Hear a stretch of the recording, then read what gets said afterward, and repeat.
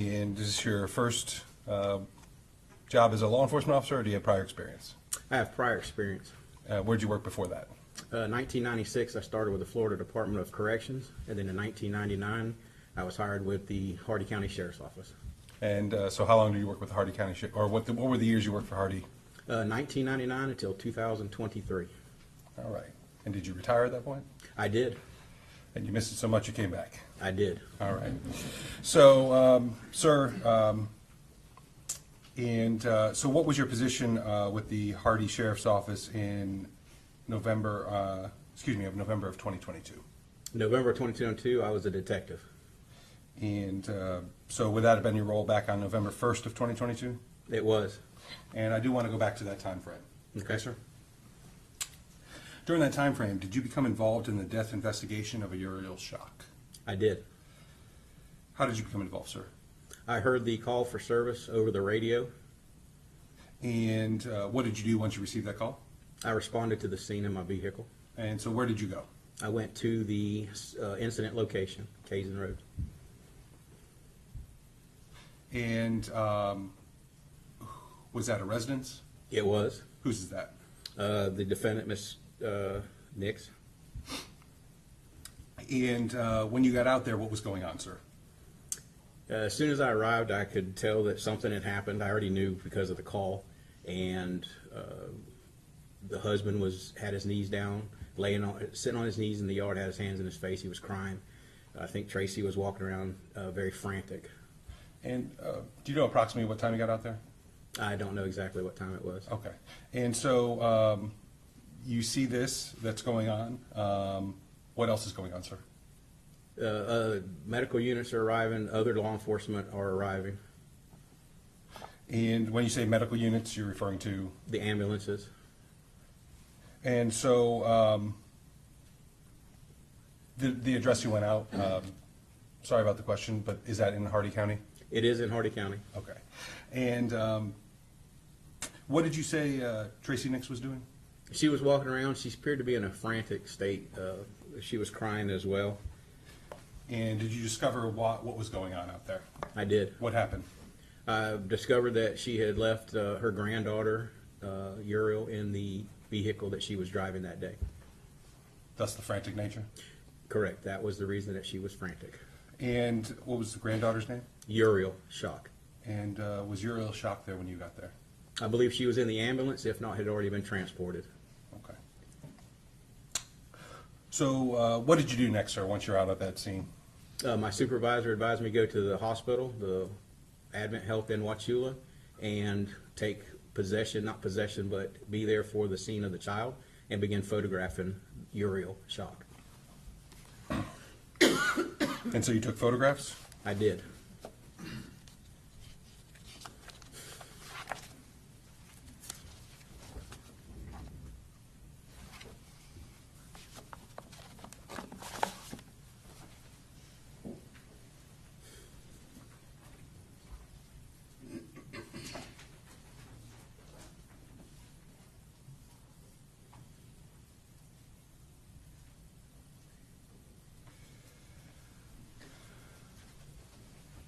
Approaching you with what's been pre-marked as stage exhibits 4 through 8. Please keep them down and go through each one of them. See if you recognize them. Look up when you're ready to proceed, sir. Okay?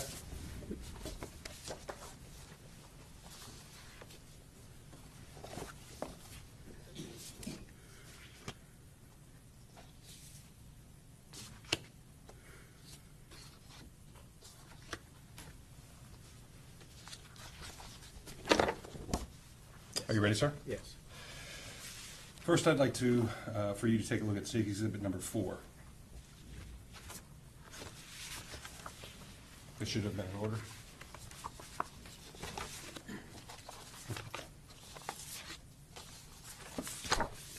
Okay. Do you recognize that item, sir? I do. What is that? It's a picture of Uriel Shock in the hospital bed. And what was Uriel's status when you were taking these pictures? She was already deceased. Is that a fair and accurate representation of what you observed that day at the hospital? It is. Your Honor, the state would seek to enter into State's Exhibit number 4. Defense, any objection? No, Your Honor. So admitted without objection. state will publish them once they've all been admitted, Your Honor. Would you please take a look at State's Exhibit number 5, sir? Yes. What is that? It's a picture of Uriel Shock's little hand. And what does the picture show? The hand is clasped shut, like gripping. And is that a fair and accurate depiction of what you observed that day in the hospital? It is. Your Honor, the State would seek to enter in State's Exhibit number 5 at this time. Defense? No objection. Admitted without objection. Would you please turn to State's Exhibit 6? Do you recognize State's Exhibit 6? I do. What is that? It's a knitted, crocheted blanket that the hospital provided for Uriel Shock. Is that to place her in, I guess? It was to cover her up to comfort. Okay.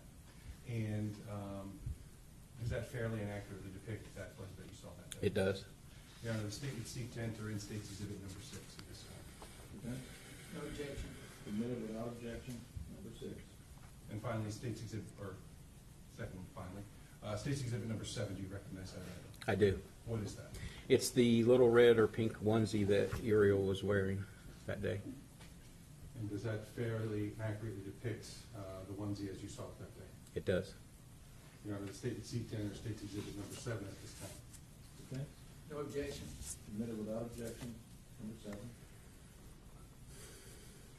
And finally, State's Exhibit number 8, would you please look at that?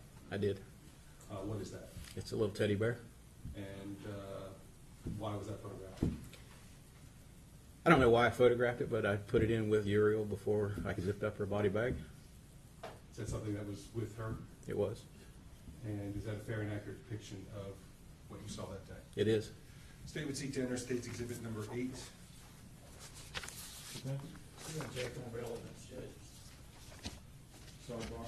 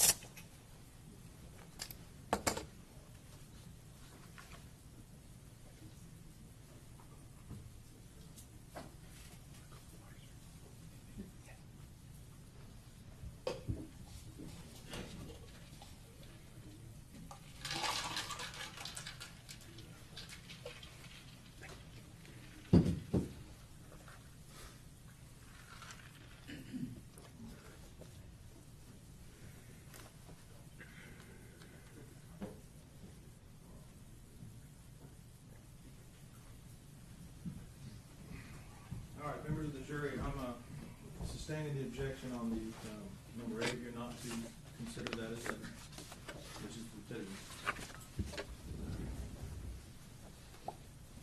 And Your Honor, at this time, the State would like to just publish State's Exhibits 4 through 7. All right. And Go please ahead let me- and hang on a second. Go ahead and publish.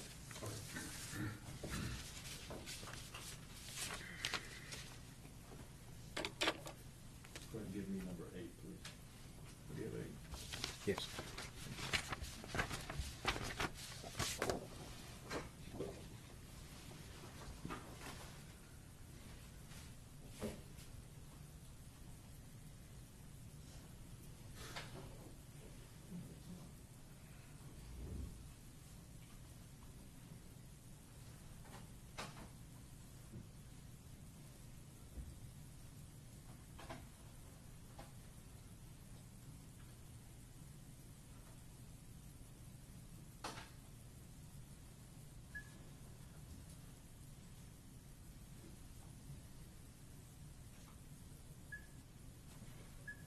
Now publishing State's Exhibit number 4.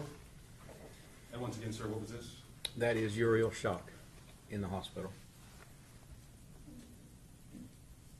State's Exhibit number 5, and once again, sir. That is her little clenched hand as she was laying on the bed in the hospital. State's Exhibit number 6. That is the hand crocheted blanket that some of the hospital staff had. And State's Exhibit number 7. That is Uriel Shock's onesie that she was wearing the day of the incident. All right, Joe, please, when you're done with those exhibits, we'll give them to the clerk. Yes, Your Honor.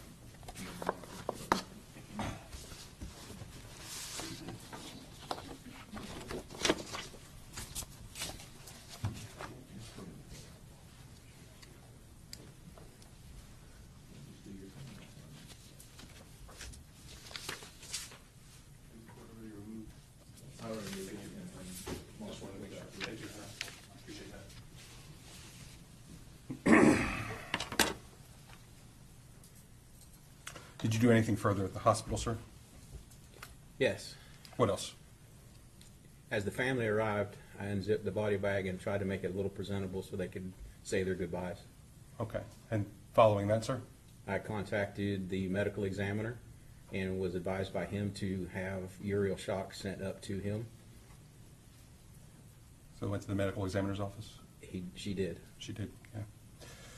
Following making sure that Uriel went to the medical examiner, what was your next step in this case, sir? I interviewed the 3 ladies that had lunch with Miss Nix at the Beef O'Brady's.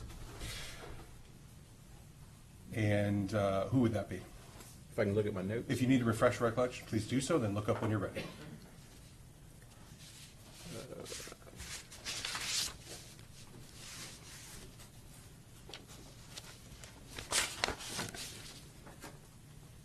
Okay. One of the ladies was Judy Terrell. The second lady was Miss Brenda Knight. And the third lady was Barbara Knight. And as far as this case, I guess you conducted a couple more interviews, is that correct, of some people? I did. Who else did you interview in the case? Her sister, Kayla's sister, the mother of Uriel Shock, and her brother-in-law. Okay. And who was that? Refresh your recollection, sir, and look up. Kayla's sister is Rebecca, and the brother-in-law's name is Jonathan Tucker. And sir, does that conclude your involvement in the case? It does. Thank you, sir. I have no further questions. Thank you. Defense, Cross? Thank you, Your Honor.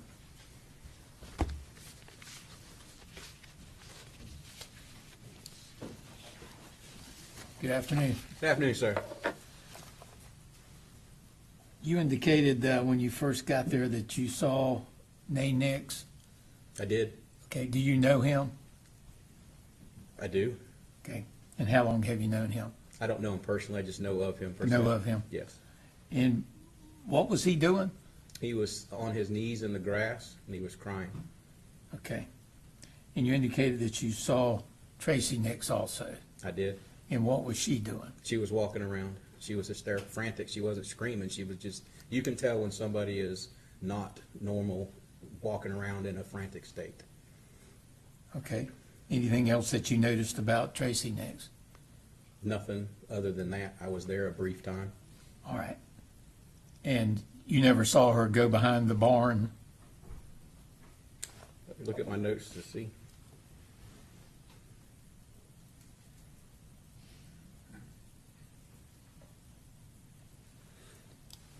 No, I never seen her go behind the barn. Thank you. I have no further questions, John. All right, regret? No, Your Honor. All right. May this witness be excused? Yes, Your Honor. Yes, Your Honor. Okay. Thank you, officer. You're excused from your screen. You can go over and do that. Yes, sir. All right, state, call the next witness. Yes, Your Honor. State would call Detective Shane Ward. All right, Shane. Come on out and get us sworn in.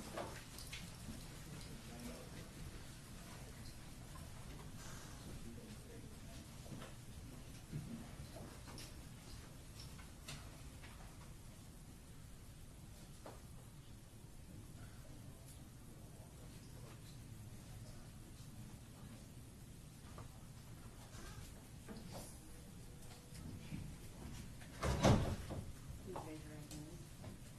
Do you solemnly swear or affirm to tell the truth, the whole truth, and nothing but the truth, so help you God? I do. Thank you. You're gonna step this way, sir?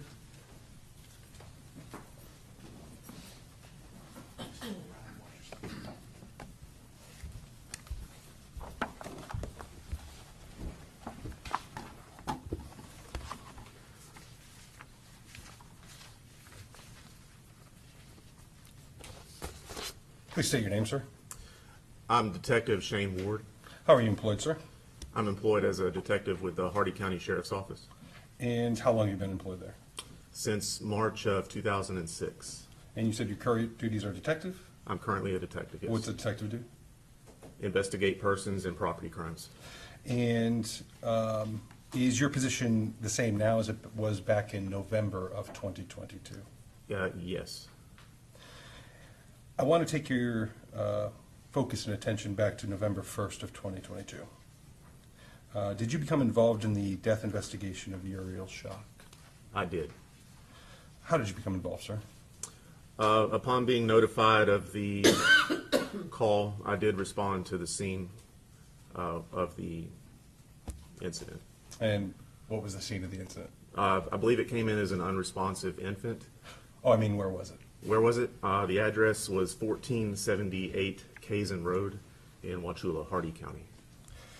And is that a residence? Yes, sir. Do you know whose residence that is? That is the residence of Miss Nix, Mr. and Mrs. Nix. And so, do you know approximately when you got out there? My approximate time, the EMS, I believe, had just left or had just arrived, so it was right around the time of EMS arrival, and I have that documented right around 5:06 p.m. 5:06 p.m.? Okay. Approximately, yes, sir. And so, what did you observe when you got to the property? I observed Mrs. Nix's 2019 Lexus SUV parked in the backyard. Her husband, Mr. Nix, was also still present at that time, and Mrs. Nix was also still present on the property at that time. I believe there was a car seat laying next to the vehicle. That's pretty much my independent recollection of what I initially observed. And you said it was what were the vehicles again? I'm sorry. Her vehicle, I believe, was a 2019 Lexus SUV. And were there any other vehicles, or? There were more vehicles on the property, I believe. I don't have an independent recollection of exactly what vehicles or where they were positioned on the property without reviewing photos. Did you notice a lawnmower, or? I believe there was, yes, sir, a lawnmower next to a barn, really close to the vehicle. Any observations that you made about the vehicle? The Lexus? Nothing significant that I can recall about the vehicle. Okay. And so, what did you do once you get on the scene? You're assessing the situation. What was the next step you took, sir? I did speak with Mr. Nix and just asked for an explanation of what had happened, asked him to kind of recreate what he did, what he saw. There was also some people working on their roof at the time. Several workers had been working on the roof that were there when this all happened. So I proceeded to also identify them and speak with them and see if they saw anything that was pertinent to our investigation. Okay. And so you interviewed them, and you interviewed Mr. Nix. What else did you do while you were out there, sir?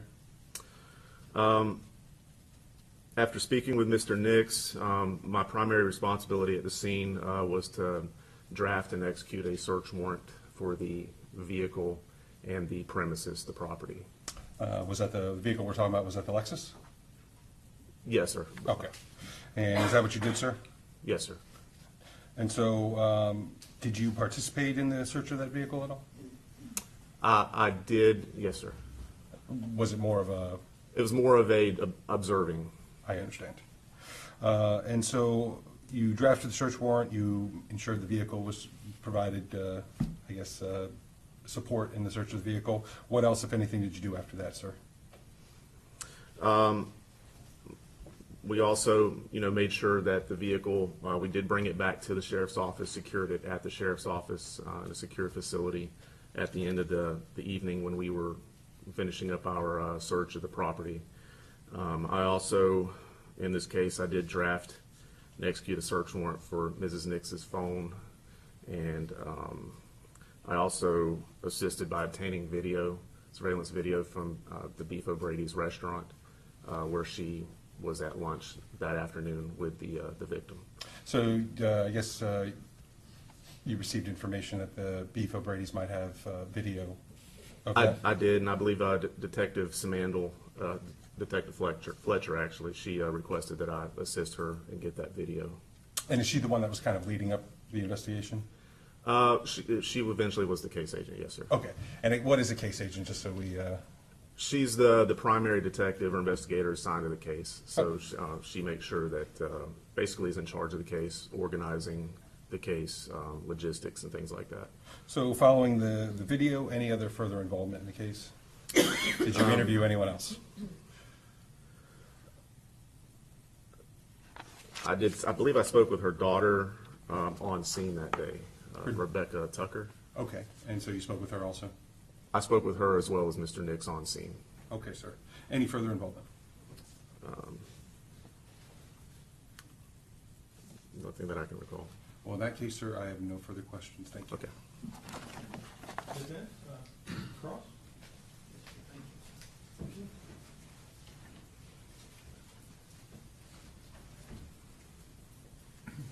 Good afternoon. Good. You indicated you talked to Mr. Nix at the scene, Yes, sir. and what was his state of mind?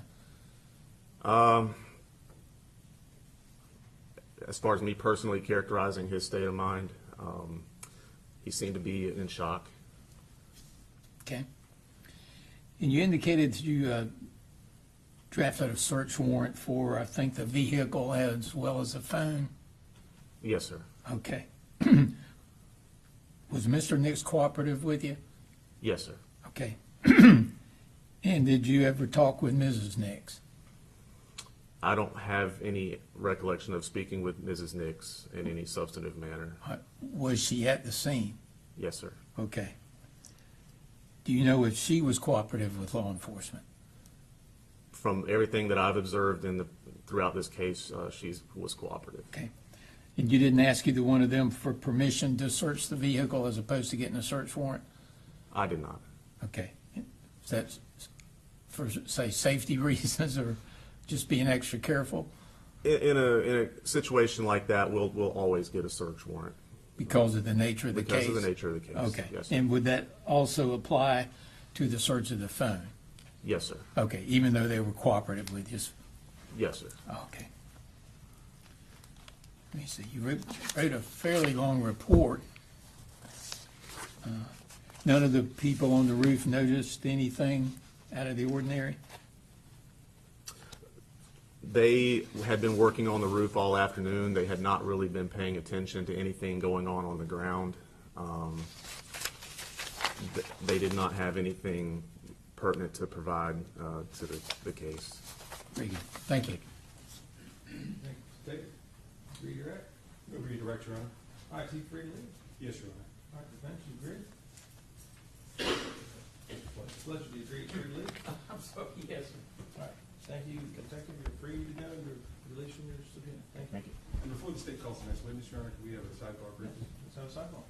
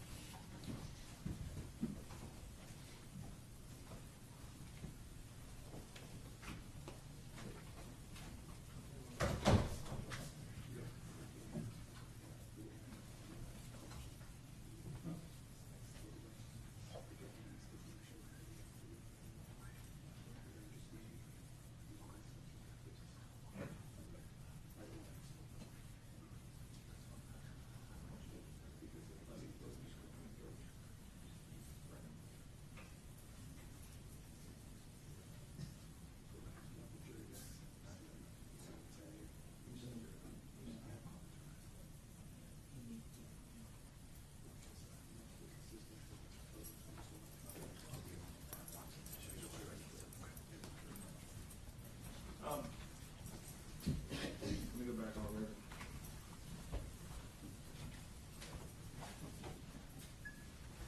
Members of the jury, we're gonna take a 5-minute stretch break, just very limited, okay? Just give us some time to get some things shuffled around. All rise? All rise. Step this way, please. Leave your notepads on your chairs.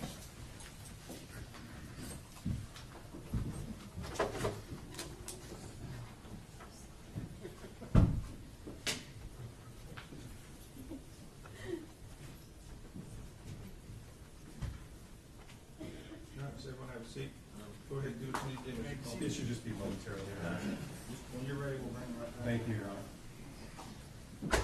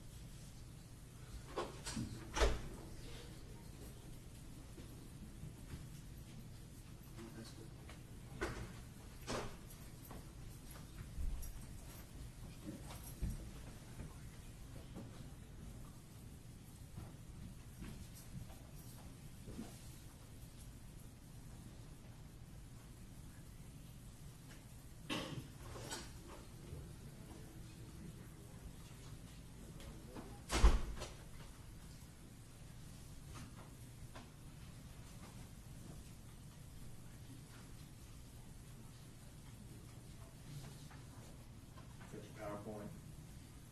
That's your PowerPoint? Yes, Your Honor. Go back and let's see seven real quick, make sure you did skip out. Yes, I took Okay, it go out. fine. I deleted it. I got it. Okay. I just didn't want there to be any mistakes. Correct. If I pushed the wrong way. I just didn't know if you had to put a blank something in there, but it took it. No, it just replaces it. All right, all ready? Thank you, Your Honor. Yes, it seems right. National Grand Jury. All right. I'm gonna go blur on the screen. Mr. Coleman, I'm gonna blur the screen from the live stream, okay? Yes, Your Honor, just to let you know, it's just property photographs. Okay, then I'm gonna leave it then. Yes, sir.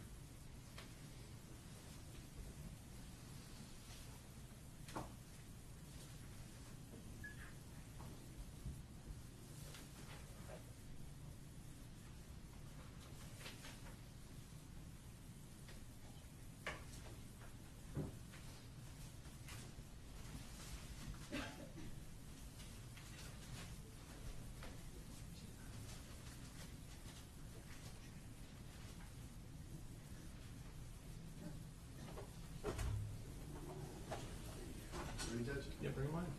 All rise.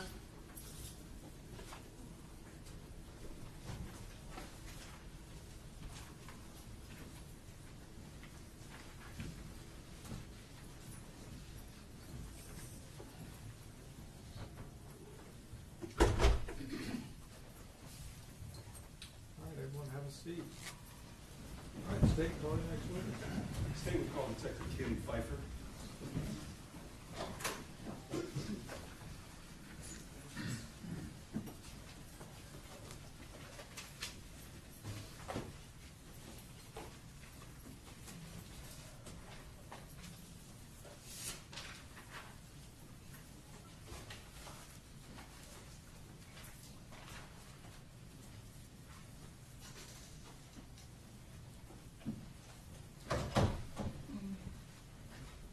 Go ahead, Detective, we're gonna get you sworn in. Good afternoon. Do you solemnly swear or affirm to tell the truth, the whole truth, and nothing but the truth, so help you God? You step this way. Step around and watch your step.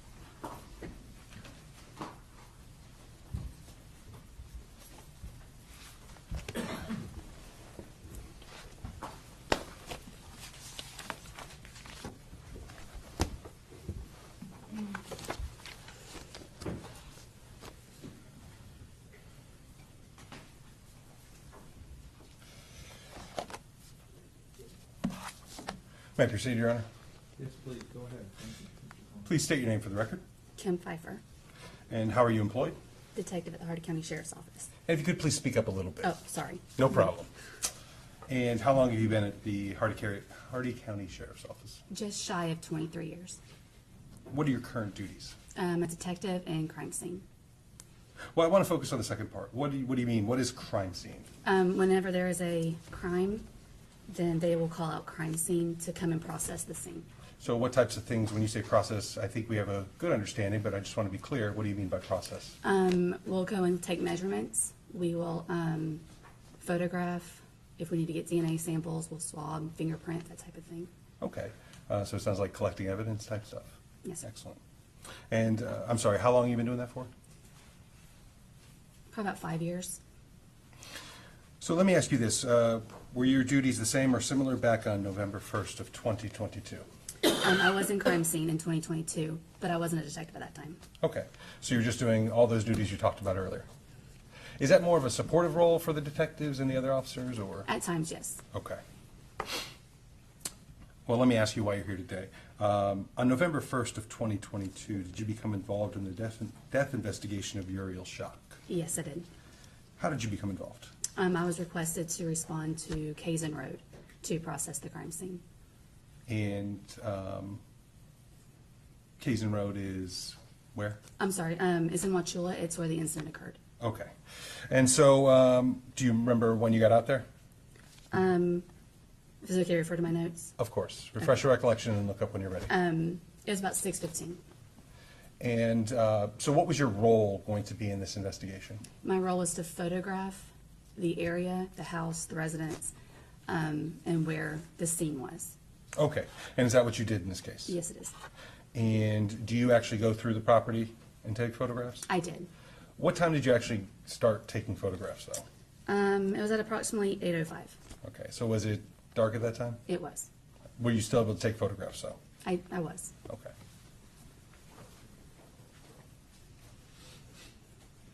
I'm showing you what's been pre-marked as States Exhibit 9 through 27. Okay?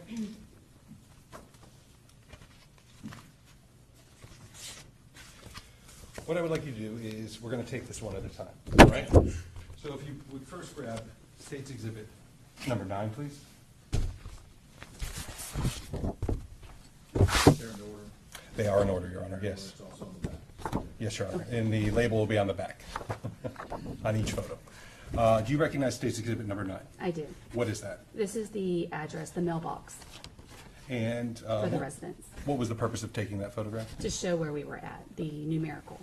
Your Honor, at this time, state would seek to enter States Exhibit number 9, Defense? No objection, Your Honor. Admit without objection. and the state would like to publish as we admit each one. Absolutely. Thank you, Your Honor.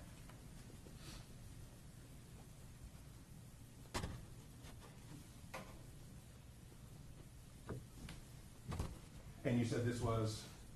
It was the mailbox. That's the numerical where it occurred. Okay. And so could you go to, what was the purpose of the photo?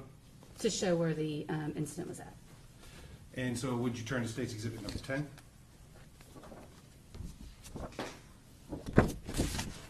And what is that? This is the front of the residence.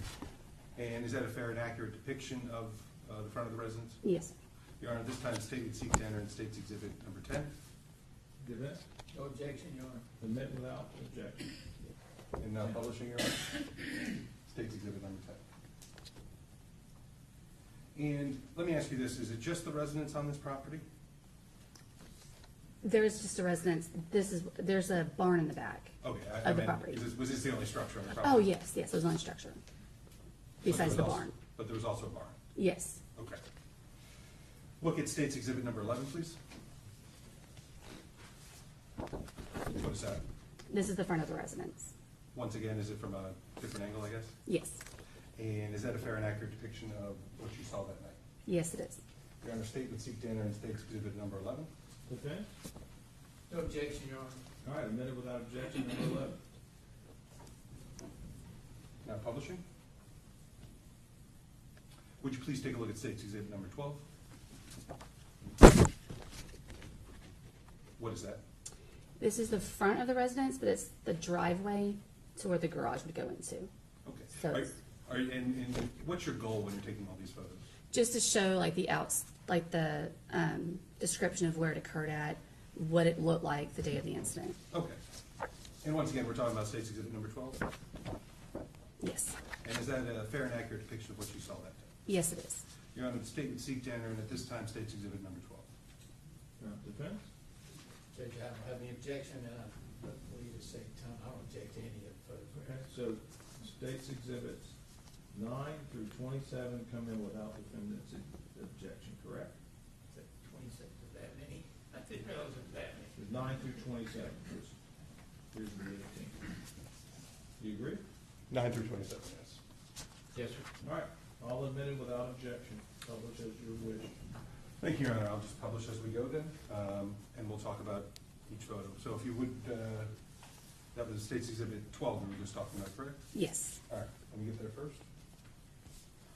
So again, there's some reflective things in the background there. What is that? That's the dump trailer from where they were working on the roof that day. So there's roof work going on? There wasn't when I got there. No, I meant, But but yes. that's the reason for that, okay. Would you now turn to State's Exhibit 13? What are we looking- This is the garage Of the home? of the home, yes. Okay. State's Exhibit number 14, what are we looking at here? This is the, more of the picture of the dump trailer where it was at. So we're just kind of like slowly taking the picture like that. Are you giving us a reference of where that is in, to the garage? And To the garage, it's just north of the garage, on the side of the house. State's Exhibit 15? This is another picture of the dump trailer, but the back of the yard. Okay, so now we're in the backyard? Yeah, we're slowly going toward the back. 16 This is the back of the house. is from the backyard again? Mm-hmm. Yes? Yes. State's Exhibit number 17, what are we looking at here? So this is the driveway. This is now, we're facing south toward the road where the mailbox was. And is the home here on the right side of the Yes, the home is on the right. What are we looking at State's Exhibit 18? So this is the backyard. This is where we're facing north, and it's the fence that kind of divides the backyard from, because there's a barn.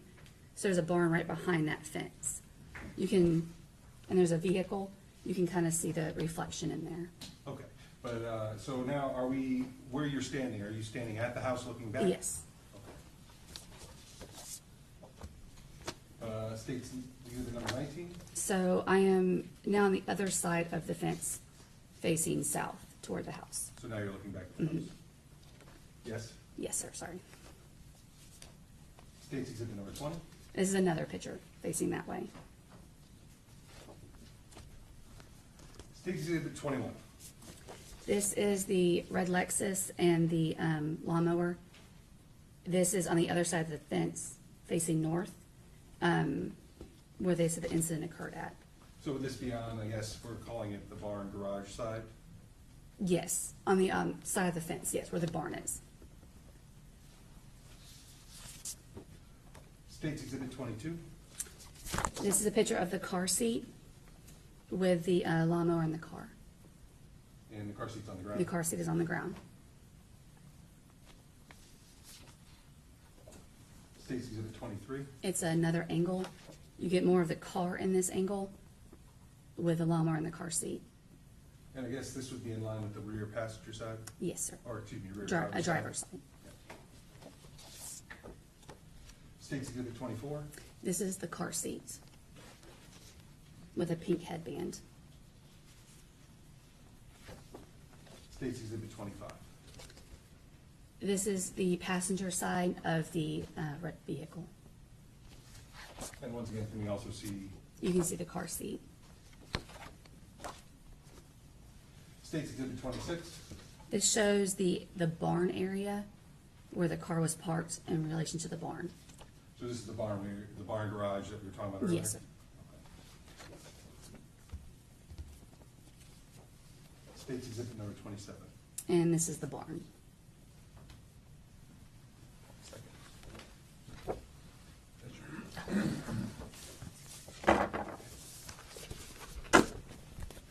Does Your Honor want them?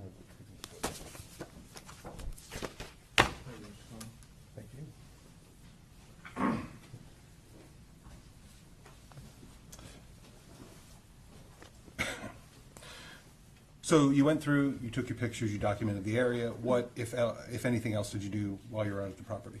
We took measurements from the barn to the vehicle. Okay, go ahead. Do you want me to refer to the, no, okay. All I did was just from the barn, from the north side or southeast side of the barn. We took measurements from that corner to the front passenger side tire and to the back passenger side tire, from the north and the southeast of the barn. And what's the purpose, let me ask you this, is this standard procedure to take measurements when you're at a scene? It is, it's standard procedure. Was there any reason to believe that these measurements were used in the investigation in any way? No, sir. But is it something that you would do regardless? We would still do it, yes, just in case we needed to reenact the scene. Okay. Anything else that you did in this case while you were there? No, sir. Did you retrieve any evidence? The evidence was secured. There were 3 pieces of evidence that we did seize, and we put them into, at the time, I believe he was a detective, but it's Sergeant Alvarez's vehicle, to secure them, and then I retrieved them back. And who into actually the sheriff's collected that office. evidence, though? I'm sorry? And who actually collected that? It was Miss Wallace. All right. But you at least participated in the fact that you helped to make sure it was Yes. secure in that type? Okay. Thank you, ma'am. I have no further questions. All right. Defense, any, I have no question, Your Honor, thank you. all right. May she be excused, sir? Yes, sir. Yes, Your Honor. Ma'am, thank you. Maybe excuse your release. Just give me a second. Okay, who's your next witness? Amanda Wallace, John. All right, let's bring in Ms. Wallace.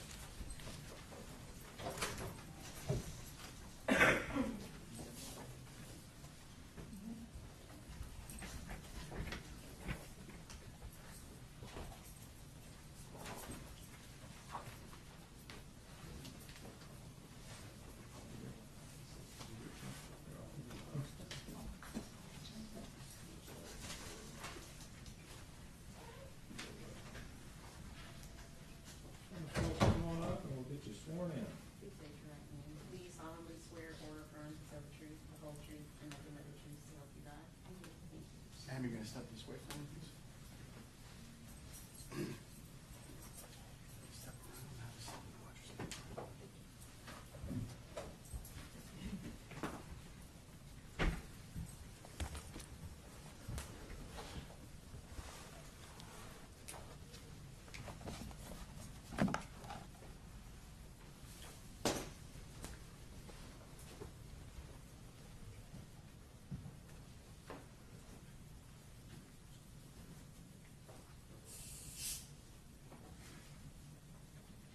Mr. Combs, you still have your TV on if you need it. Yes, Your Honor. I'm going to need it for this one.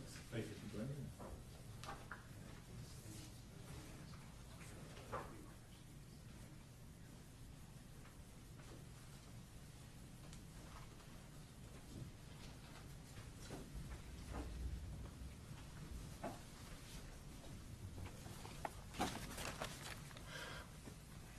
May I proceed? Yes, sir. Go ahead, Mr. Combs. Please state your name for the record.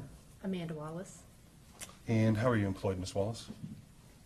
I am currently employed by the Wauchula Police Department as the evidence and crime scene technician.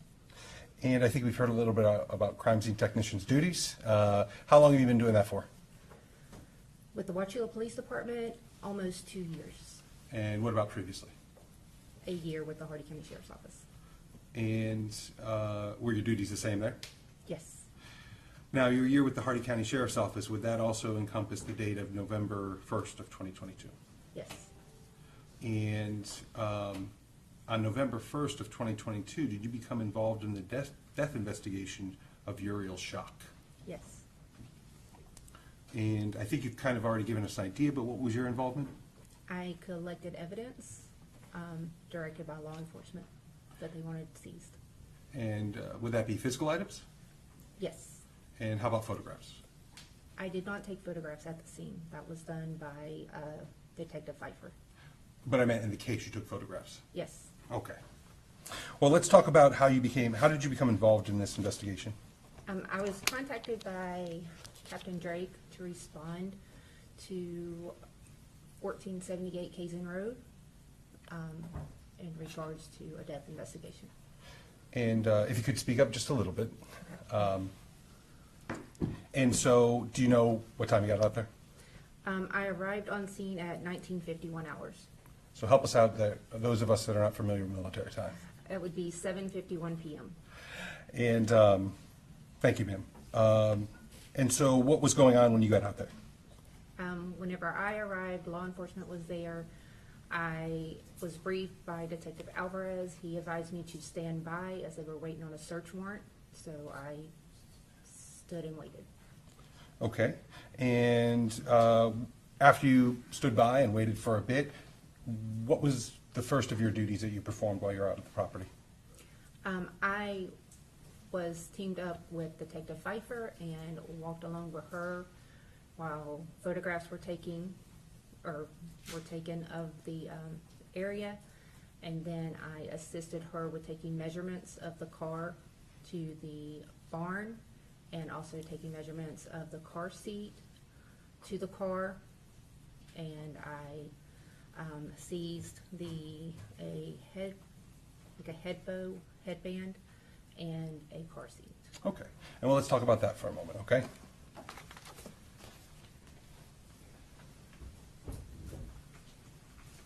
I'm showing you what's been pre-marked at State's Exhibit number 57. Have you seen that item? Yes, What is that item? it's one pink headband bow. And you can hold it down? Hold it down. And how do you recognize that item? Well, this is the packaging that I placed it in. These are my initials with the seal, and I recognize it from the seal. Does it appear to be in the same or substantially same condition as when you last saw it? Yes. Your Honor, at this time, State would seek to enter into evidence State's Exhibit number 57. Defense? Yes, please. Oh, I showed it to you. All right. No objection, Your Honor. Admit without objection, number 57.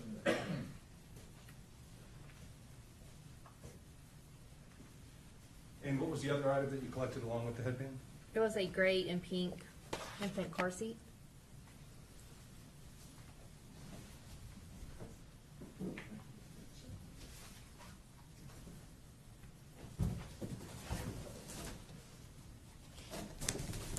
I'm showing you it's been pre-marked as State's Exhibit number 58, and I may need the assistance because we're not allowed to have.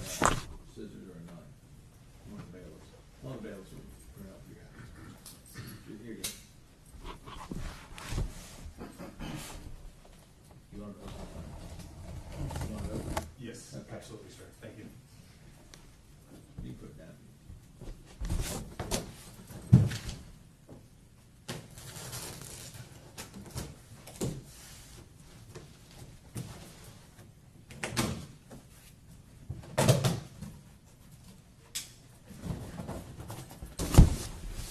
And you may have to stand, and that's perfectly okay. But if you would, if you could, let me help.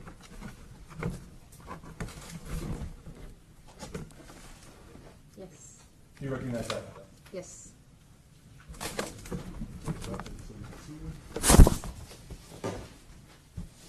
And what is that item? That is a car seat for an Yeah. infant.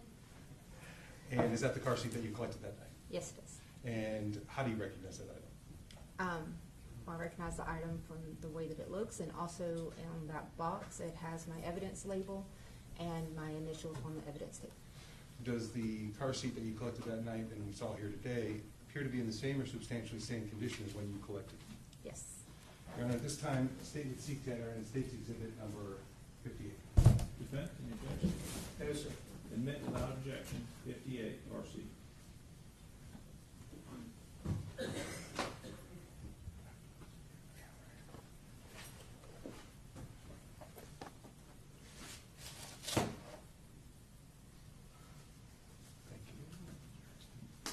And if Ms. Walsh needs to choose.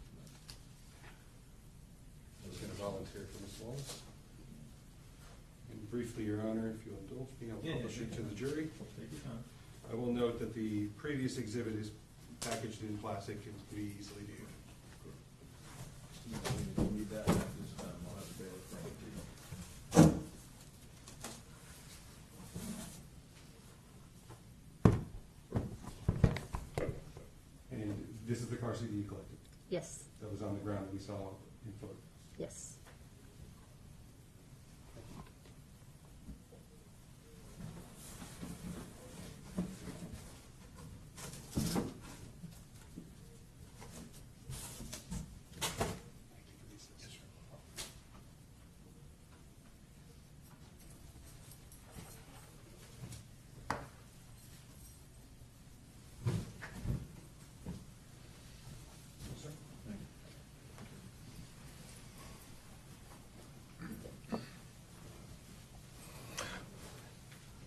And so what did you do with these items? Once they were seized, I secured them in Detective Alvarez's vehicle and turned them over to the custody of Detective Pfeiffer, and I returned to the Hardee County Sheriff's Office. And when you got back to the Hardee County Sheriff's Office, did you continue to perform some of your duties? Yes. What was the next thing you did in this case, ma'am?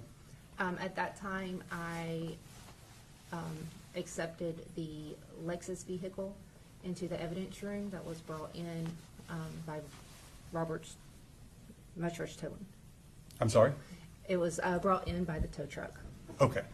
And so you received the vehicle. Yes. What was the next step, ma'am? Once the vehicle was brought in, I awaited for Detective Pfeiffer to return. She brought those items to me. I secured them into the evidence room and locked the evidence room and set the alarm. And what about a onesie? Did you ever receive that into this case?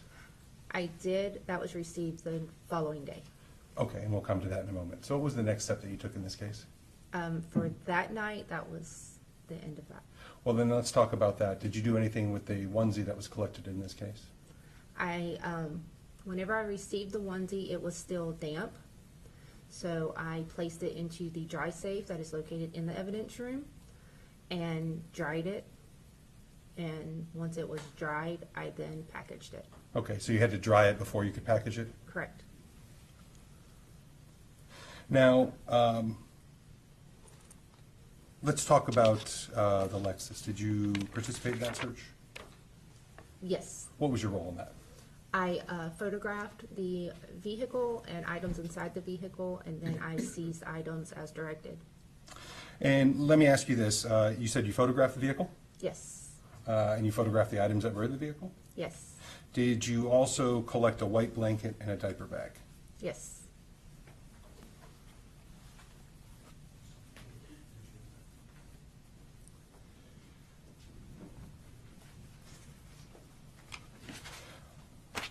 Let's start out with the photos. I'm presenting to you items that have been pre-marked States Exhibits 28 through 45.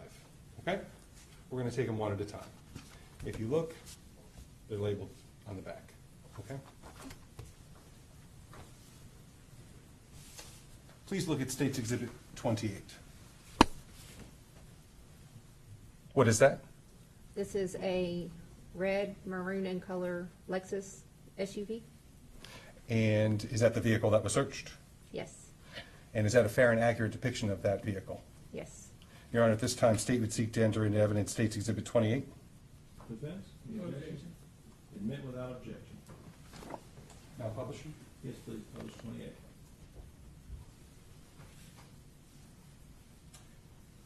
Please look at States Exhibit 29. What is that? This is the rear seat of the maroon and colored Lexus. Does that fairly and accurately depict what you saw that day? Yes. Your Honor, State would seek to enter in States Exhibit 29. I didn't understand what she said. This is the rear seat to the Lexus vehicle. No objection. All right, admit without objection, number 29, please publish. Publishing. Now, in this photograph, what do we see here on the floor on the driver's rear passenger side? That is the diaper bag and blanket that were seized. So the diaper bag would be this dark item with, it looks like some type of tassel hanging down from it? Correct. And then the white blanket would be on top of that? Yes. Please look at State Exhibit number 30. What is that item? This is also another photograph of the blanket and diaper bag. Is that a fair and accurate depiction of what you saw that day? Yes. Your Honor, this time statement seat counter and State's Exhibit number 30. Defense? Any No objection. All right, admit without objection. Publishing. And I guess this is more of a, how would you describe this view? It's a more close-up view, and I was directly next to the seat. Okay. Would you look at State's Exhibit 31? What is that a photo of? This is a photograph of the rear seat from the front driver's side view. And is that fairly and accurately depict what you observed that day? Yes. Your Honor, statement seat to enter in State's Exhibit 31. Defense, any objection? No, Your Honor. Admit without objection, 31s, Now publishing 31. please. What was the purpose of this photograph? I believe it was just to be able to show the view of the rear seat, that there was nothing in the rear passenger seat. And so, from the photographer's position, where would this be? I was standing directly beside the driver's seat. Looking towards what side, what part of the vehicle? That would be the rear passenger seat. Thank you. Would you look at State's Exhibit 32, please? And what are we looking at there? This is the blanket that was seized from the vehicle. Does that fairly and accurately depict what you saw that day? Yes. Your Honor, statement seat to enter in evidence, State's Exhibit 32. Defense, any objection? No objection. Admit without objection. Publish, please. Publishing now. And I guess this is just a unfolded view or an uncrumpled view. Yes. Would you look at State's Exhibit 33? What is that? This is a photograph of the gray diaper bag that was located in the vehicle. Does that fairly and accurately depict what you saw that day? Yes. Your Honor, statement seat to enter in evidence, State's Exhibit 32. Defense, Or, excuse me, 33. 33. Defense, No objection. admit without objection, publish if you desire. Now publishing State's Exhibit 33. And now this is outside of the vehicle? Yes. And what's on the side of the diaper bag there? That is a baby bottle. Please look at State's Exhibit 34. What is that? This is the diaper bag again with the top zipper unzipped, and you can see items inside the diaper bag. And is that fairly and accurately depict what you saw inside of that day? Yes.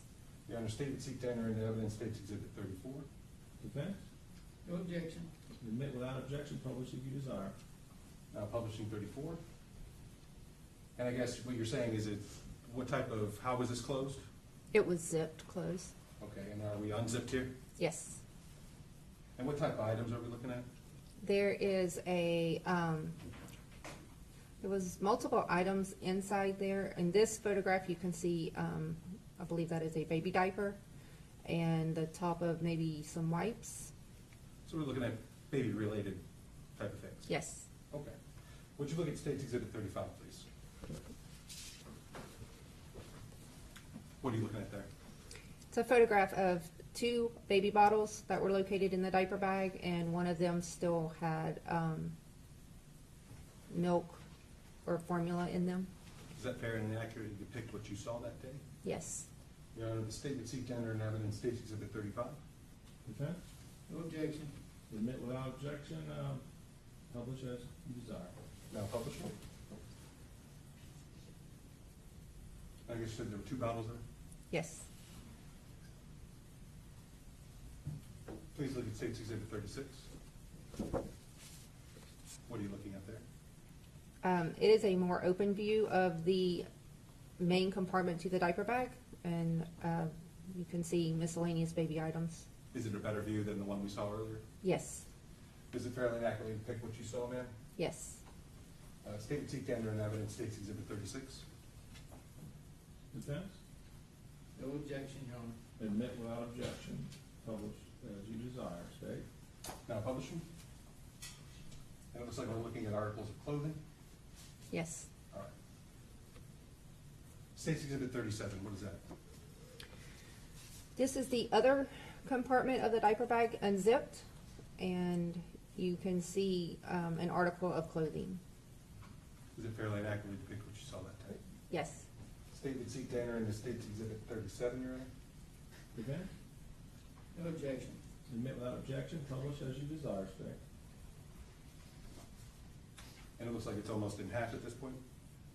Yes, the diaper bag had multiple zipper compartments, and the last photograph we looked at was the larger compartment.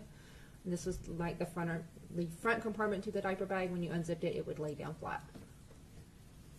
And are we looking at what, more supplies? Yes.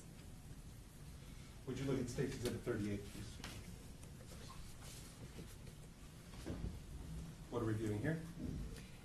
These are, it's baby medication and toiletry items that were located in the diaper bag. Okay, are the actual items ever removed? Yes. Is what's in that photograph fairly and accurately depict what you saw that day? Yes. Your Honor, seek to enter in evidence State's Exhibit 38. Defense? No objection. Admit without objection, publish as you desire, state. Now publishing. Please look at State's Exhibit 39.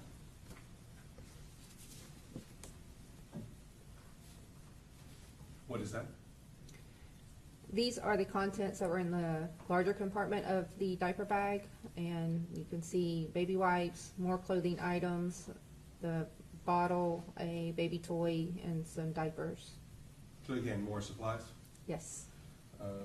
Does that fairly and accurately depict what you saw that day? Yes. Your Honor, seek to enter into evidence State's Exhibit 39. Defense? No objection. Admit without objection, publish if you like, state. So all of this that we see in this photograph came out of that bag. Yes. Please look at 40. What does that depict? This is the front passenger seat to the Lexus vehicle. Does that fairly and accurately depict what you saw that day? Yes. Your Honor, at this time, seek to enter into evidence State's Exhibit 40. Defense? No objection, Your Honor. Admit without objection, publish as you wish, state. Now publishing. And these were the items that were just found on the front seat, passenger seat? I believe. Or just what you saw in the front? Yes. Seat? Okay. Go to 41, please. What is that? It's a photograph of the car seat in the rear driver's side seat. And let me ask you that. That wasn't found that way, correct? Correct. How did the car seat get into the rear seat? Detective Ward placed it there. And what was the purpose of that? He placed it there so that he could attempt to, he also sat in the driver's seat to see if he could see the car seat from the rearview mirror. Okay. And does that, once you placed, so that isn't, like I said, the car seat wasn't found in that location, but it was placed there. Correct. Was that for an investigative purpose? Yes. Okay. And does that fairly, once that car seat was placed in there, does that fairly and accurately depict the scene the way it looked once the car seat was placed into that rear seat? Yes. Your Honor, State seek to enter into evidence State's Exhibit 41. Defense? No objection. Admit without objection, publish as you wish, state.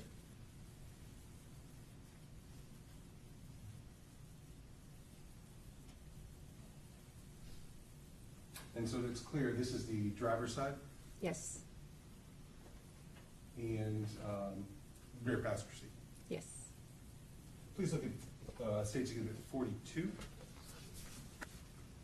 What does that show? It's just another photograph of the car seat with the diaper bag in it. With a different angle. Yes. And does that fairly and accurately depict what you saw? Yes. Your Honor, State seek to enter into evidence State's Exhibit 42. Defense? No objection. All right, admit without objection, publish as you wish, state.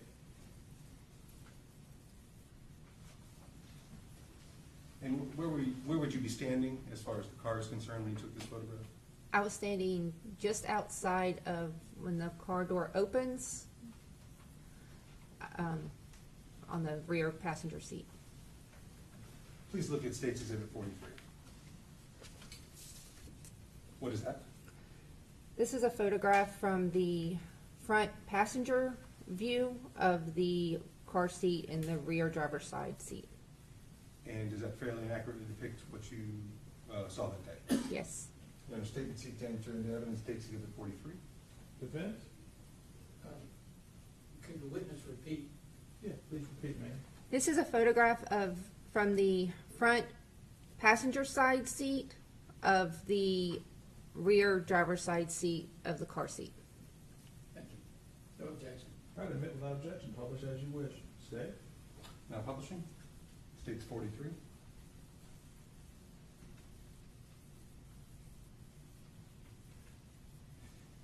And from these photos, is that the handle to that? Is the car seat rather close to the driver's seat?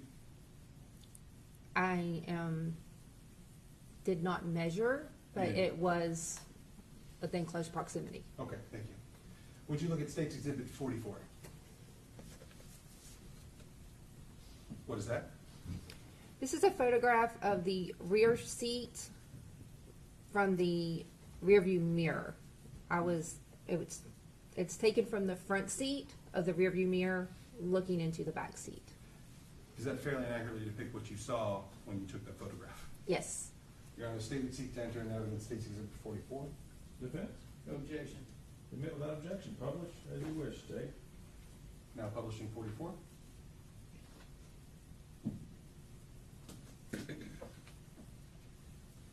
And I believe you should have one more photo up there. Correct. Would you please look at State's Exhibit 45, and what does that show? It's just another photograph of the rear seat from the, or of the rear view mirror looking at the rear view seat. Okay, different angle again, or? Yes. Okay. And is that fairly and accurately depict what you saw there? Yes. Your Honor, at this time, State would seek to enter into evidence, State's Exhibit 45. Defense? No objection. All right, admit without, publish as you wish. Okay. Now publishing.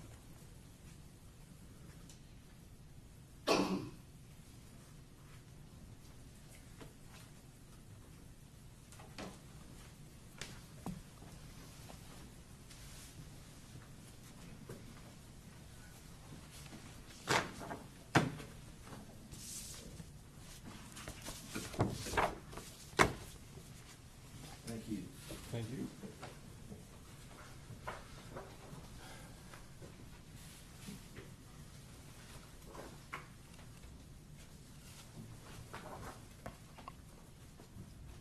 So besides photographing, you did collect some items also? Yes, I did. What were those again? I collected the small white blanket and the gray diaper bag. Okay. And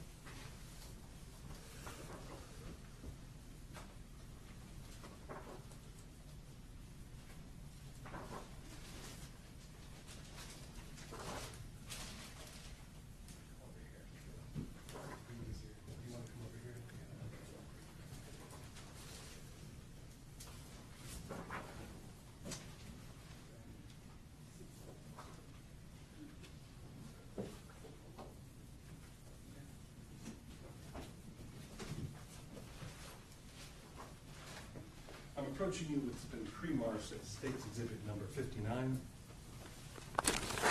Would you please look at that?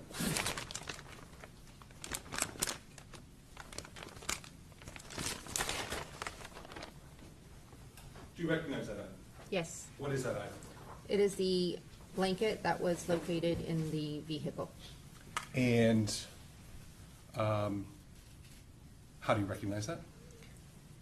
I recognize it from sight, but this is also my evidence label and packaging and my initials.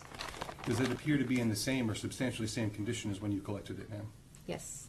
Your Honor, at this time, State would seek to enter into evidence, State's 59. Defense?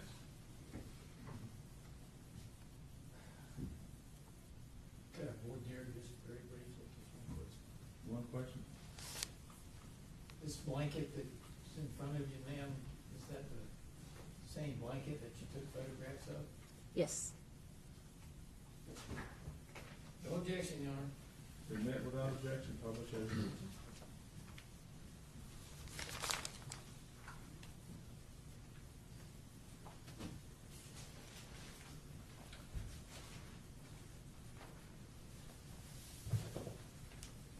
Showing you it's been pre-marked at State Exhibit number 60. It is in a plastic bag, so you can't take it out, okay? Please take a look at that item, if you stand up, please do so.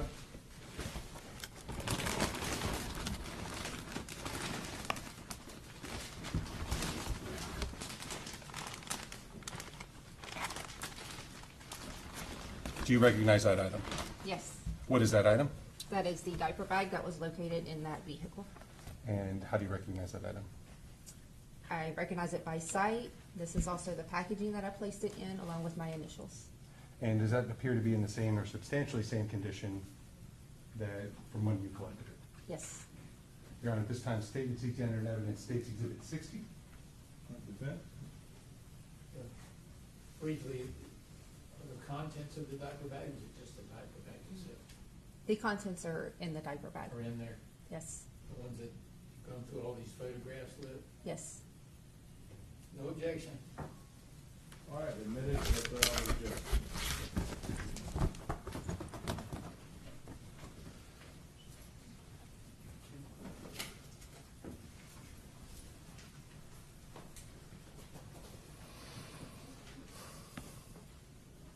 Other than that, ma'am, did you perform any more of your duties as far as this case was concerned? I downloaded the photographs and submitted them into evidence. Other than, it sounds more of an administrative thing. Other than that, anything else? No, sir. Thank you, ma'am. I have no further questions. Thank you. Defense, Frost? Yes. And you had,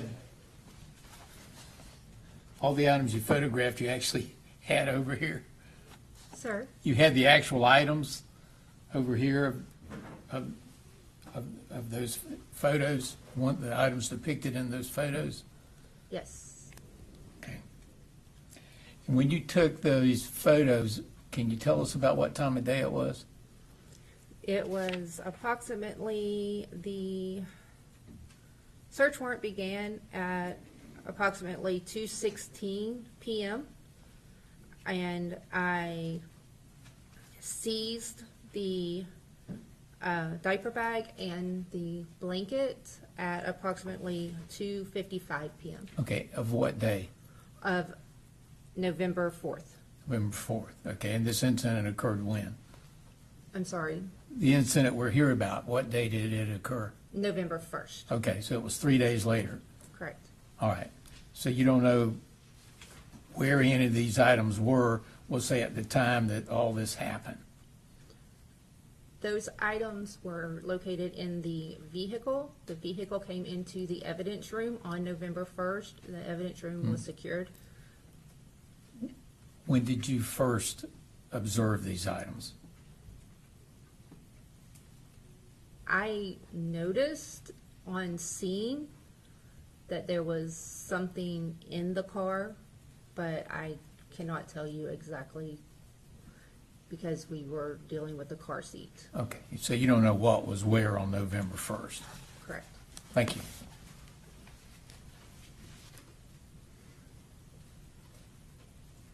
Will you read your act? Briefly, Your Honor. Please.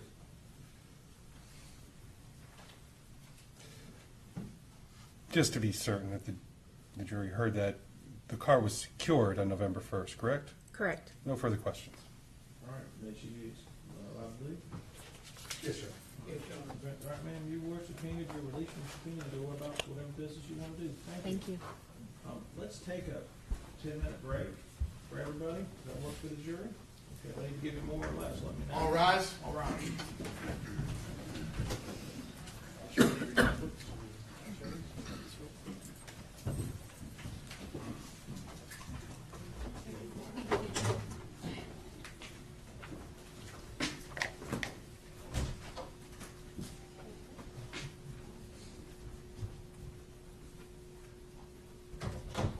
All right, everyone have a seat. May be seated. Defense or state, anything we need to go over before the break? I just want to let Your Honor know that the state has 2 more witnesses for today. However, one witness has a significant amount of, I guess, the video. We're looking at about 2 hours of video. All right, so how long is your next witness? Very short. Okay, so we should be good, finishing around 4-ish today is what you're thinking?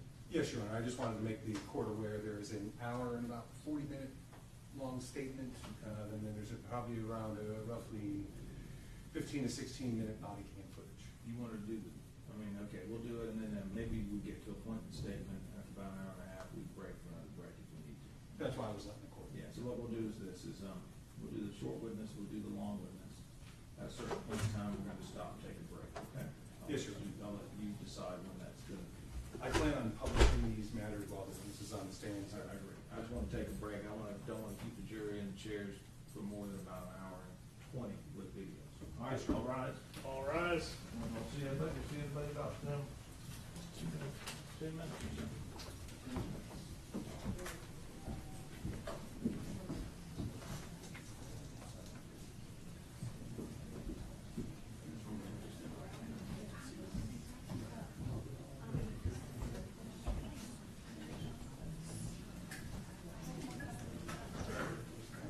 Court stands on recess.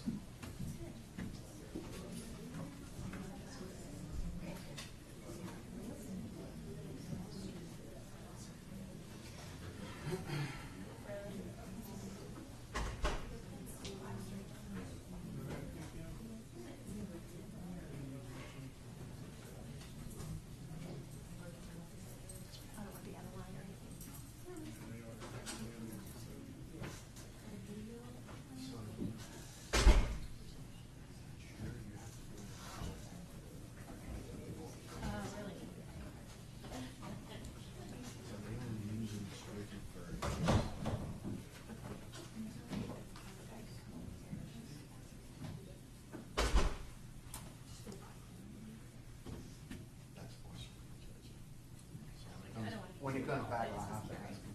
Okay. So when he comes back, I'll ask him.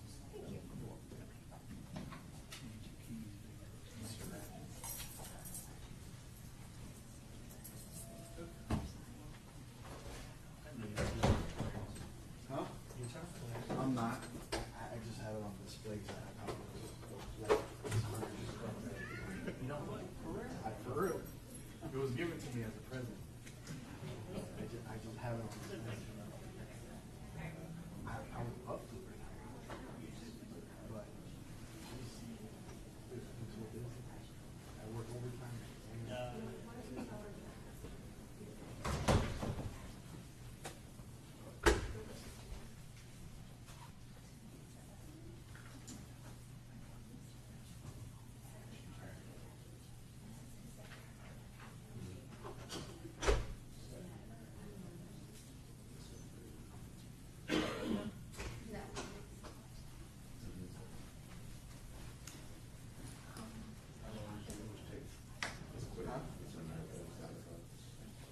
So you don't want me to ask? I guess not. Thank you.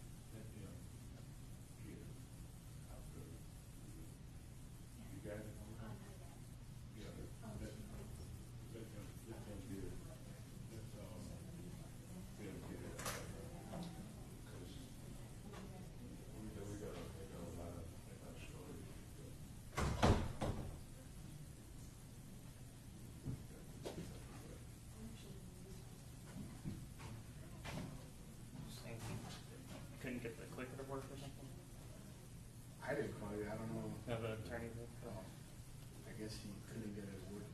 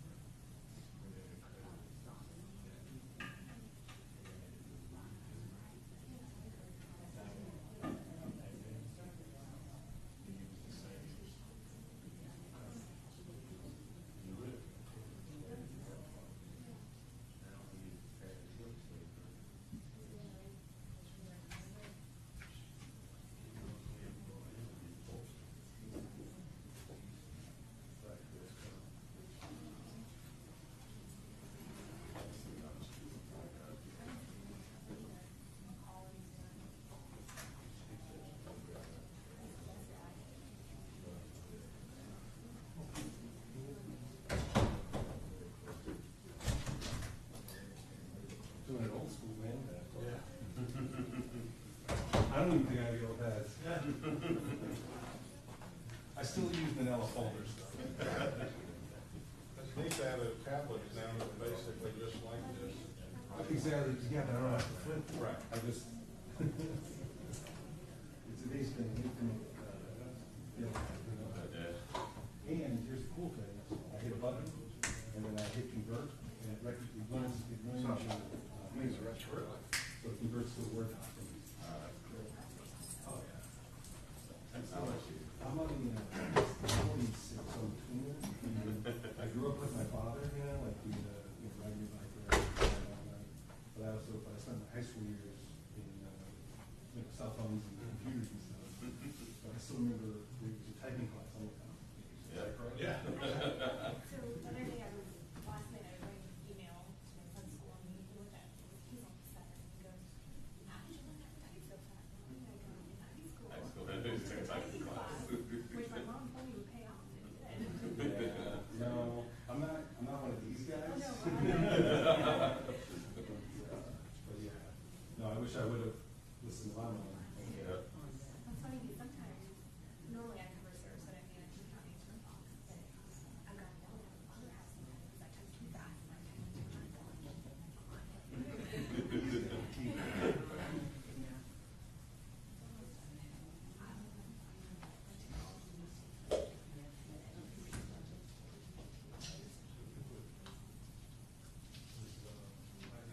Just try to set me up, right? No, we would. It was like do sticking that. with it. I've had it before where I did it in court where you just push down too hard, next thing you know. It's all in the floor. Yeah.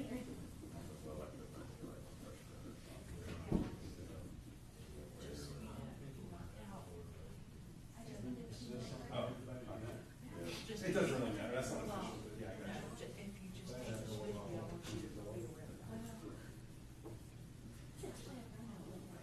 Thank you, ma'am, appreciate you.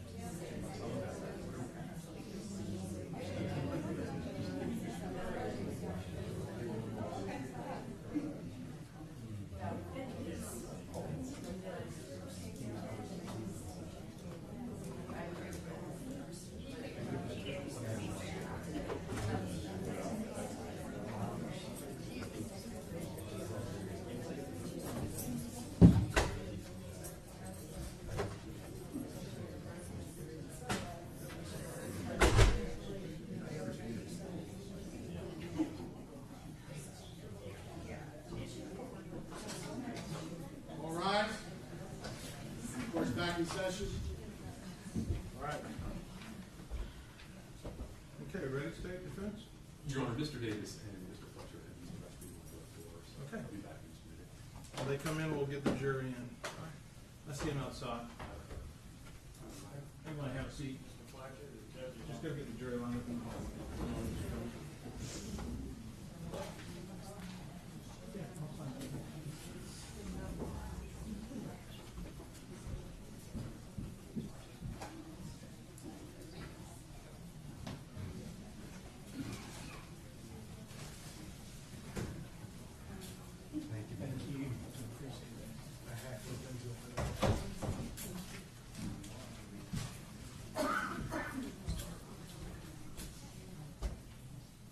Okay.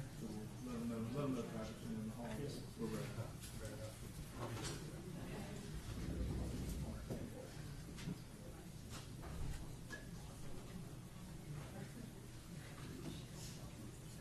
You ready? Yes. Come, Raymond. All right.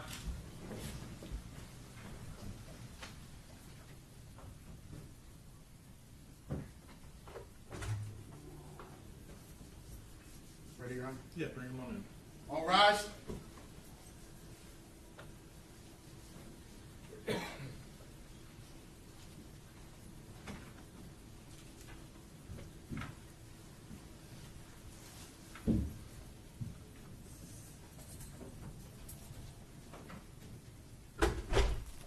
right, everyone have a seat. Members of the jury, everything's good? Nobody talked about anything while we're out about this case? No, sir. All right, thank you. Let's, go ahead. State, you ready for next witness? Yes, Your Honor, the state called Detective Sergeant Octavio Alvarez. All right, bring him on in.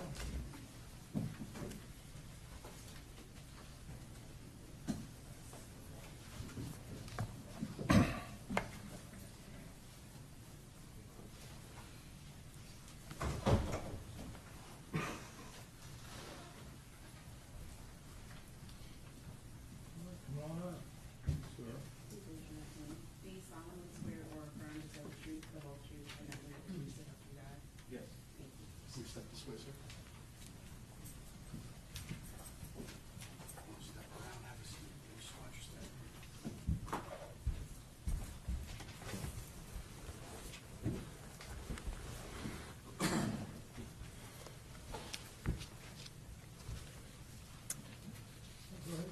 Thank you, Your Honor. Please state your name for the record. Octavio Alvarez. And what is your employment? I'm a deputy sheriff with the Hardee County Sheriff's Office. And what are your current duties, sir? Right now, I'm a sergeant in the patrol division. And how about back in November of 2022? What was your duties then? I was a detective with our street crimes unit. On November 1st of 2022, did you become involved in a death investigation of the Uriel shot? Yes. How did you become involved, sir? I heard across the radio the dispatch come out of this call for service, responded to the address on Kazan Road, and upon my arrival, that's when I got involved with the case. And what was going on when you arrived at the scene, sir? When I arrived, I parked somewhere in the front yard, I can't recall exactly where, and then I walked towards the back, towards, I believe it was like a shed or a barn or something. And what was going on in that area? In that area, I seen a red SUV and a pickup truck. There was a gentleman that was distressed. He was upset. I walk around back and I see two detectives speaking to Tracey Nix, and at that point, she was upset speaking to the detectives. From there, I walked to the front and did other things at that point. Okay, what was the, as far as what other things are you referring to? So from there, I went and I was instructed to translate for Detective Ward. There were some workers on the roof that were working during this prior to our arrival, and I interviewed or assisted in translating, interviewing for different workers.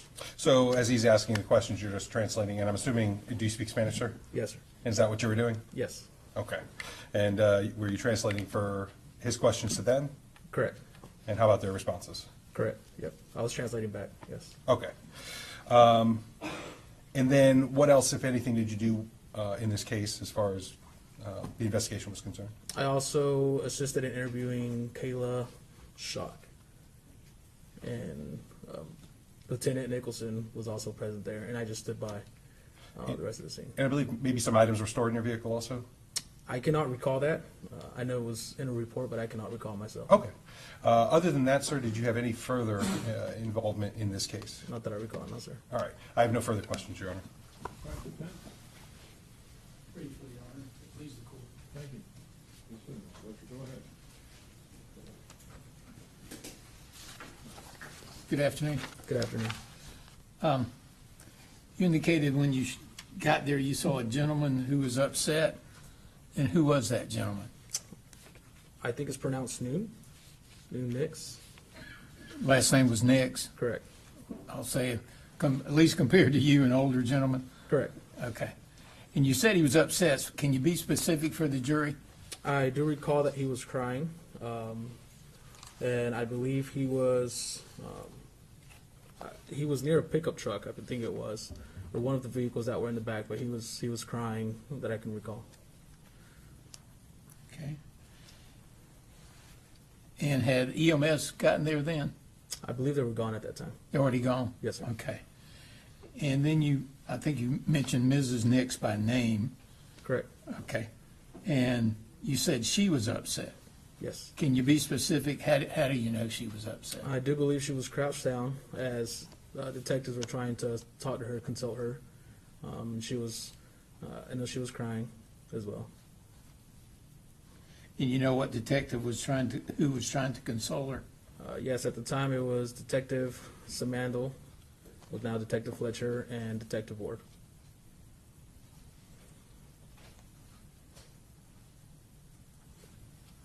You said they were consoling her? Yeah, they were trying to. Okay. And I think you indicated you interviewed Kayla Shock, is that correct? Correct. That's not the mother of the child? Correct. That's not. Okay. All right. Thank you. Thank you. Any further, direct? No, Your Honor. May this witness be released from the subpoena? Yes, Your Honor. Yes, Your Honor. All right, sir, you're released from the subpoena. Go back to whatever business you have. Yes, sir. Thank you. State, next witness. Statement called Detective Alice Fletcher. All right, so have Detective Fletcher come on in.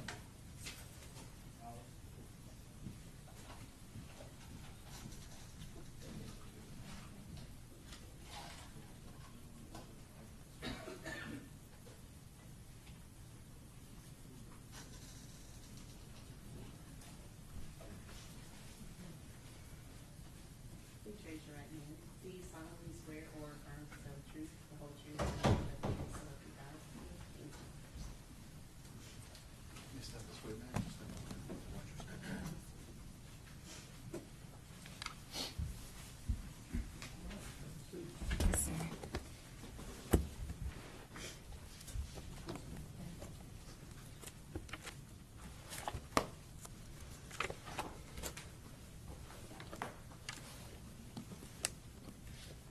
Please state your name for the record. Alice Fletcher, And how are you employed? as a detective with the Hardee County Sheriff's Office, And how long have you been with the Hardee County Sheriff's Office? about 12 years. What are your current duties, ma'am? I currently serve in the Criminal Investigations Division as a detective. What's the Criminal Investigations Division? We investigate crimes, specifically more felonies, And how long have you been doing that for?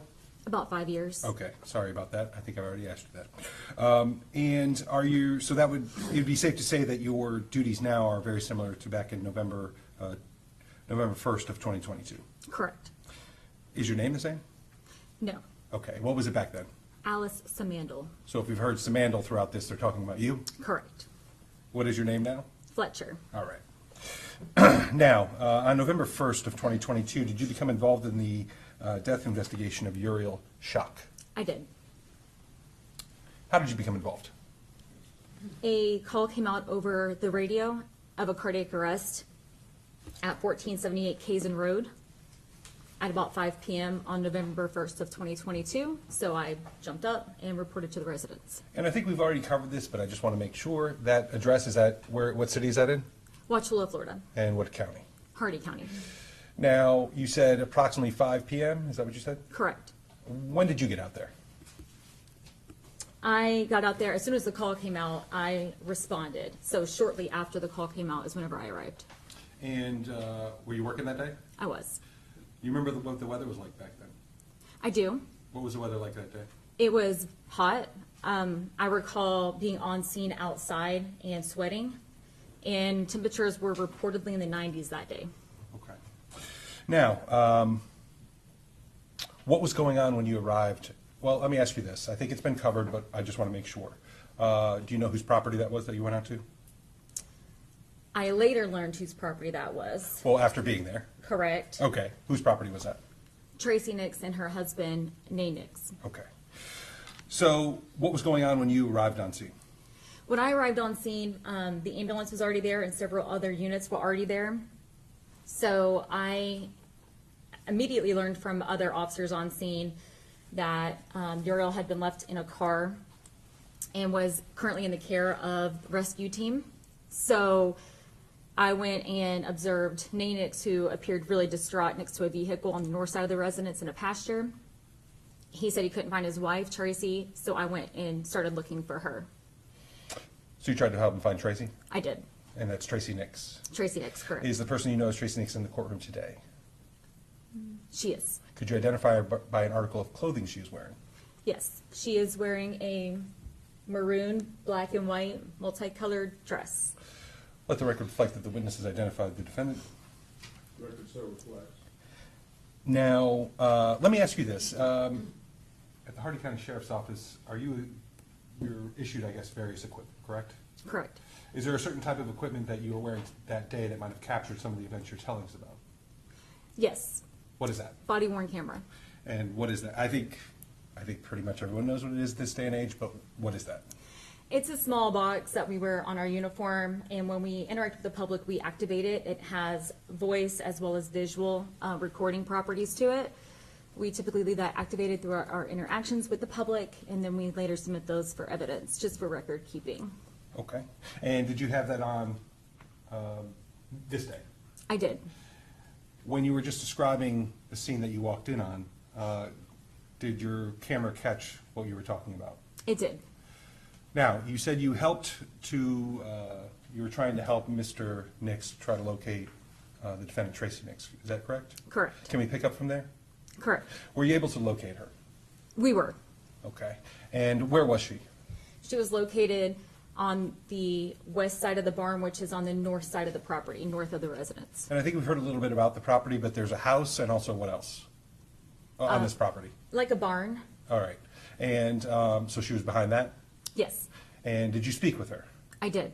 Is the exchange that you had with her also captured on that body-worn camera? It is. Rather than go through what the nature of that discussion is, let's take a look at that, okay?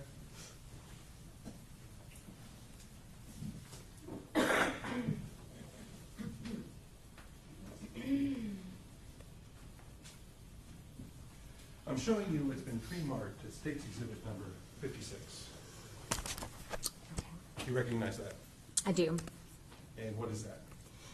This is the evidence entry of my body worn camera from that day. And does that appear to be and everything that's on here, is that a fair and accurate depiction of what you described and also your conversation with the defendant, Tracey Nix, that day? It is. Your Honor, at this time, state would seek to enter into evidence States 56. Ms. Benson, objection? No objection, Your Honor. 56, body worn camera admitted without objection, publish if you wish.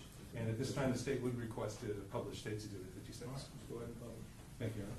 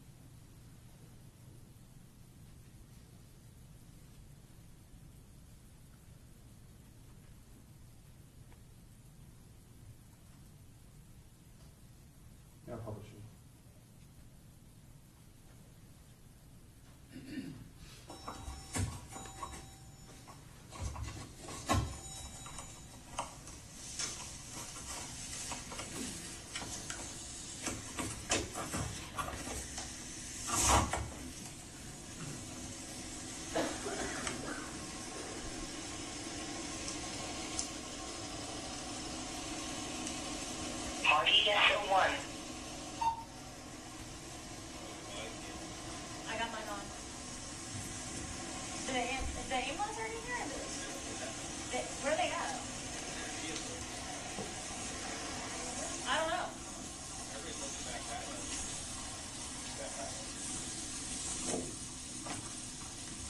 Oh, they're in the back, y'all. Well, good for you.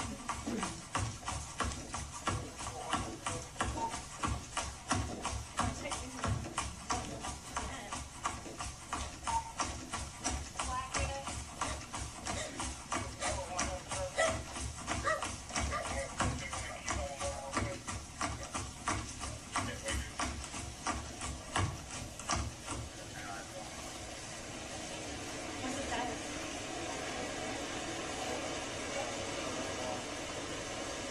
Who's in charge? No, who's in charge of the child? So his wife parked his vehicle up front, but inside he doesn't know how long it was.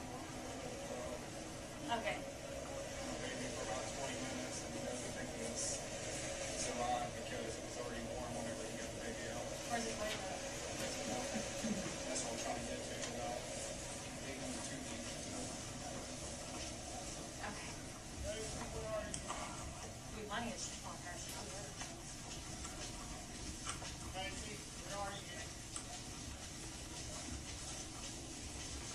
Is that her name, sir? Tracey. Tracey, do you know where she could be? No, I have no idea she was here, and she We need to find her. Name's Tracey. We need to find Tracey. She's somewhere. No, he's got her. We're good. But you don't have to-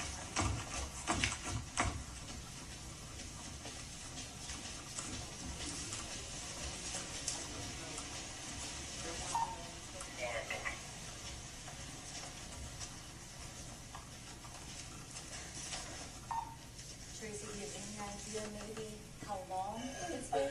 It could have been up to 2 hours. I forgot I had her. I took her out to lunch with some friends. And when I got back, I don't know even what I had on my mind, but I didn't get her out of the car, and I didn't think about it again until I was getting ready to get my other grandson and take him out to dinner. And all of a sudden, it dawned on me that she was with me. I understand. Okay. Okay.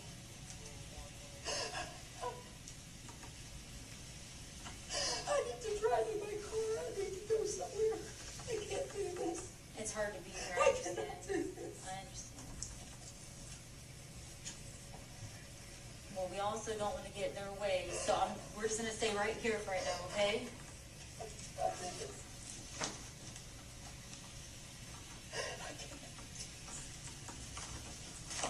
Tracy, is anyone notified? I can't do this. Okay. I don't want to be here when she comes. I can't do this. Okay. I'm going to get in my car. I need to just go somewhere. Well, Unless you're going to arrest me. I need to get a statement from you though, okay? Are you okay to do a statement? Do you want to go back to the sheriff's office and sit with me? Would that be better? I can't let you drive like this. I cannot stay here. Do you want to get in my car? I cannot stay here. I have to go. So is that okay? If you get in my car and just go with me? I don't want to face anybody. Okay. I can't face my daughter. I can't do it. I cannot do it. I cannot. I cannot. How can I help you right now? I don't know.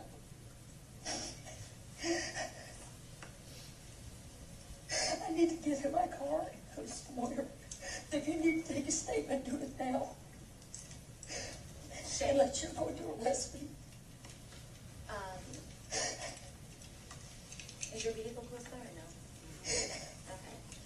Look, would it be easier then if you sat in Detective Ward's vehicle? I cannot be here when she gets here. I cannot do it. Do we want to sit at the table inside, or? I can't. She don't want to be I here. can't be here. She just wants to, because like, we can't let her drive this. It would be irresponsible. Well, let's go back to Let me drive to the sheriff's office and you follow me. And Can then I take you and we'll bring you back? Yes. But yeah, we'll do I that. don't want you driving in this Not state. at all. okay? But But I may leave from the sheriff's department. absolutely. But let's get you out of here for now. Let's do that, okay? Is that okay? Let's do that. Come on, Tracey. Let's go this way. I cannot do this. I understand.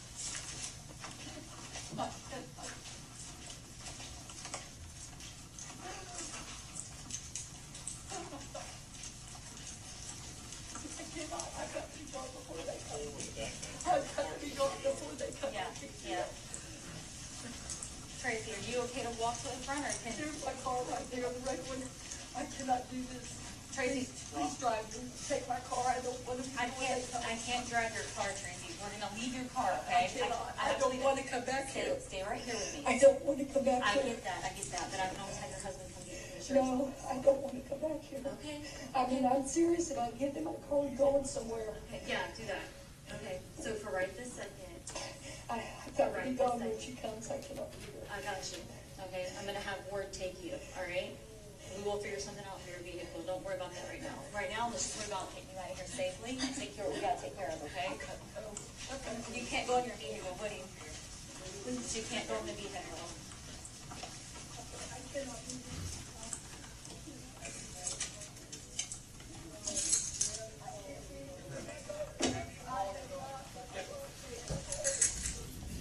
She was here. I called 911.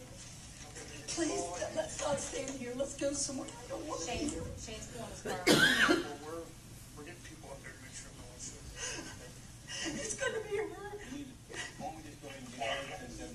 That's what we're doing. Shane's getting his car and pulling it back. Yeah, I'm hoping he's. Text Captain Drake, let him know this call in case of where he's gonna try to call him and get it. Please get me out of here. Please. Please, I don't want to be here.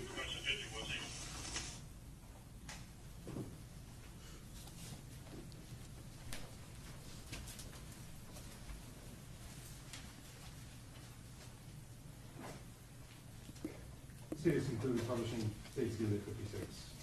All right, thank you. Your Honor, the card is approached briefly, please.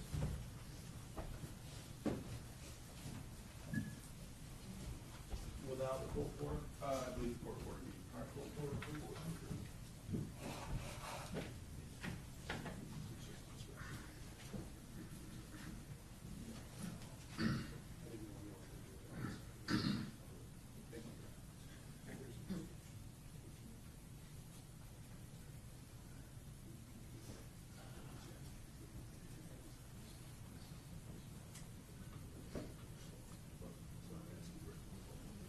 Thank you.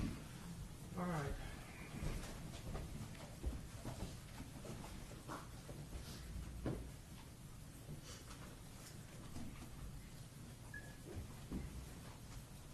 All right. Members of the jury, you have heard and are about to hear more recordings. The court instructs you that the recordings, both of them, have been edited to eliminate irrelevant portions that would not add to your understanding of the case.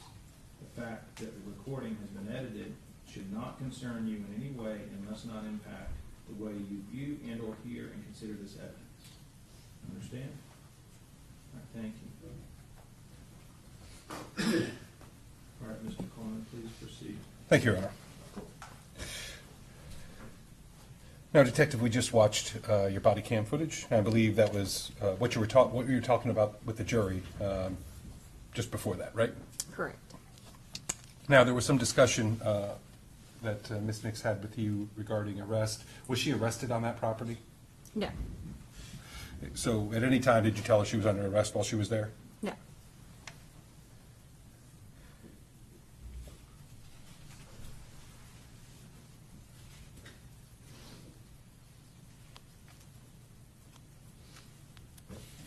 So when you were talking with her, other than some statements that were made, what was your goal when dealing with Miss Tracey Nix that we just saw? What was your goal there?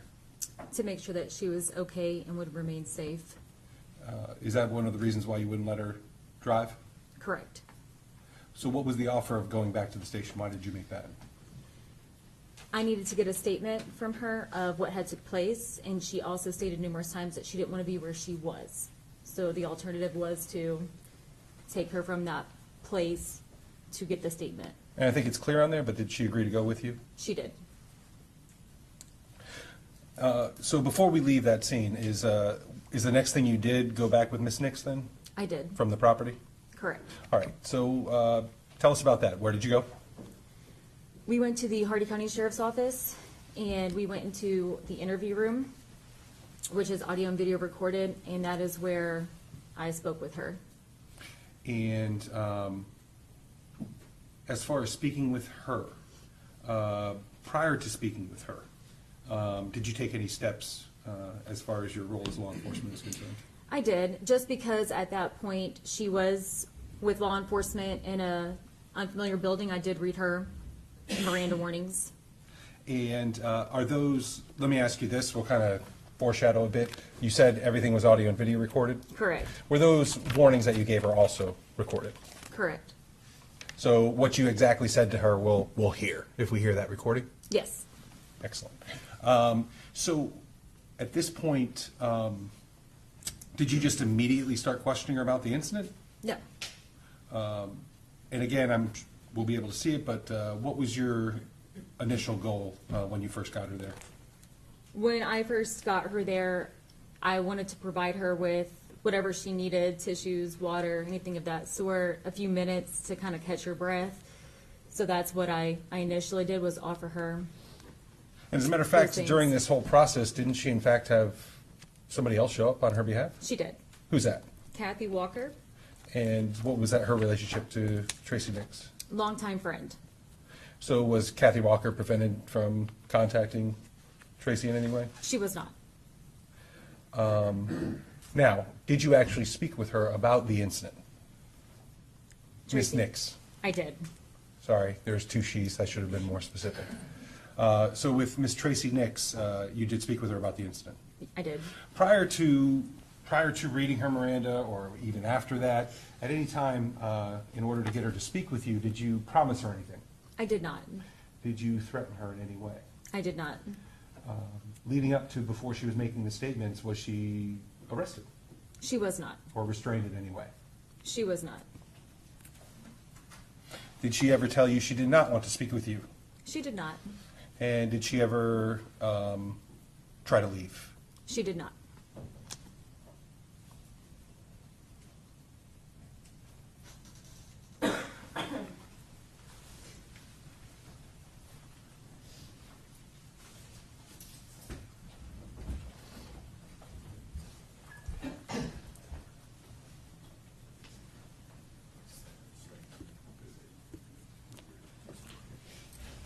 Your Honor, the state's now approaching the witness with State's Exhibit 55. Would you please look at that item? Do you recognize that item? I do.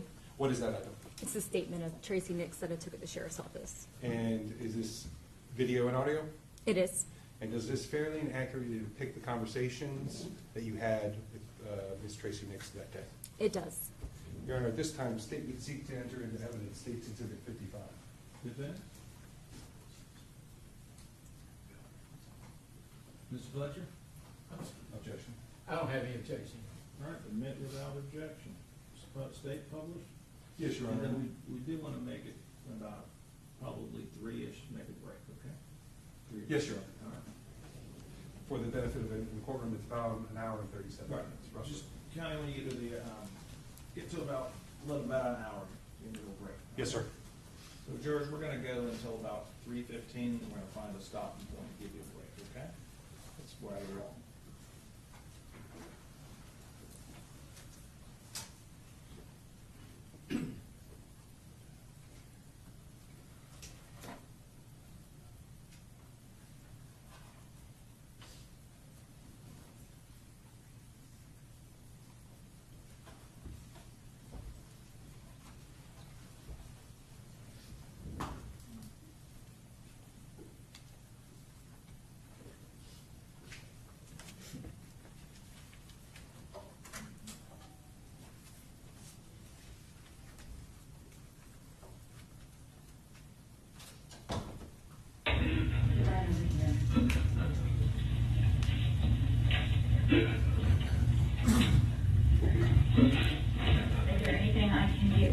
Tracey Nix, baby. Okay, let me grab you some of those. I'm just gonna close the door for privacy, okay?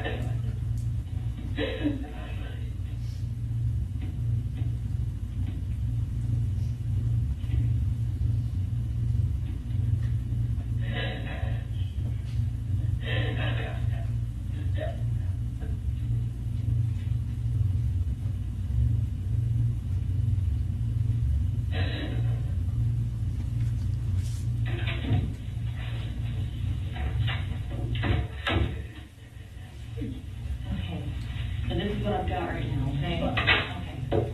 So, one of the other detectives was asking, were you in the maroon vehicle? I was in the red Lexus. Got it, okay. 206, 203, it was the red Lexus. I'm gonna just answer you like this, if that's okay. That is totally fine. Now, what I do need to do is, I'm sorry, give me 1 second. She just put me somewhere, put me in a jail or something. Well, before we even talk, I want to make sure that you're aware of your rights, okay? So, I have to read them because you're in this room with me, but you have the right to remain silent. Anything you say can be used against you in court. You have the right to talk to a lawyer for advice before we ask any questions, and have that person present with you during questioning.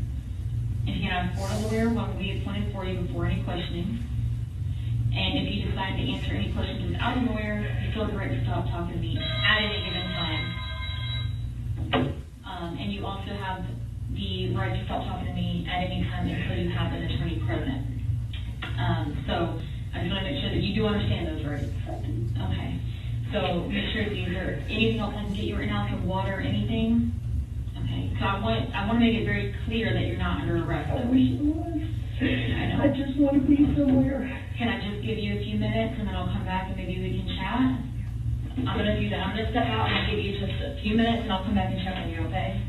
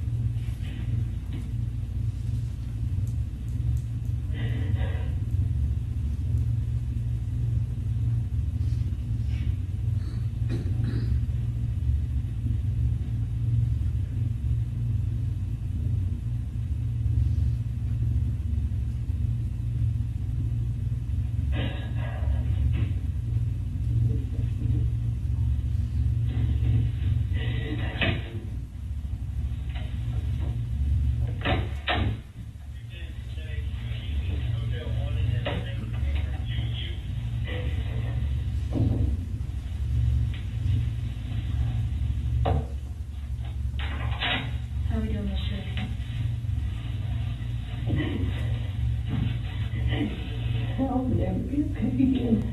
Is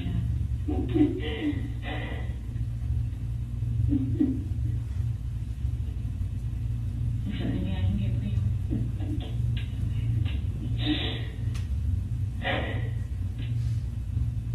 Unless you get my car. That's something that we can definitely try to figure out for you, see what I can get done. Can I stay here?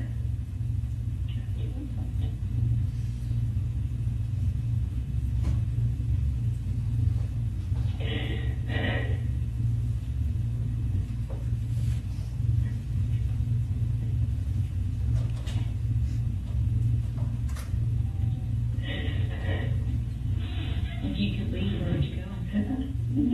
Do you have any other family? I do. I have family up in Ohio. Okay. What part of Ohio? Between Dayton and Cincinnati. Okay.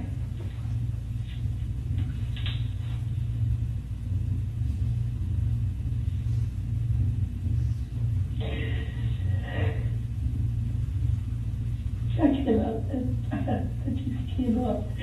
And then I'm just responsible, I just cannot do it.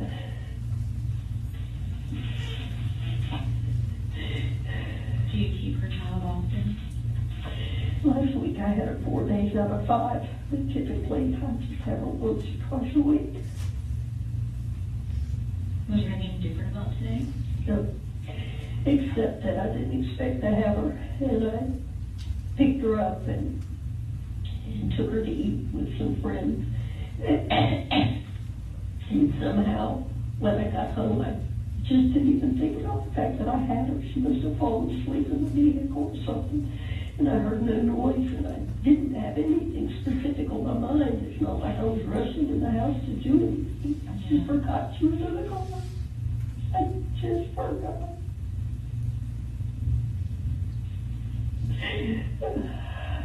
Goodbye.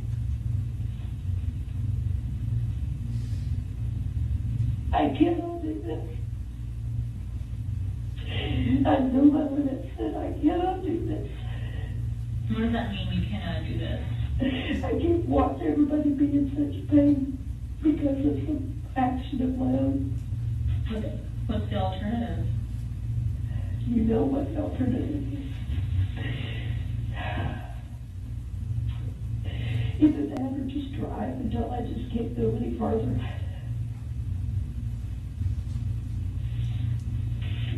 I just cannot face everybody. I cannot do it.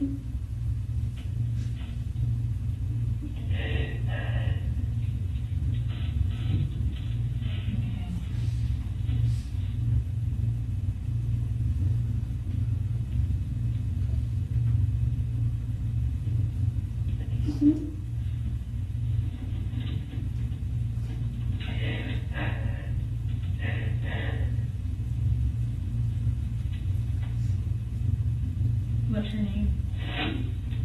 Uriel Jane, called her Yuri.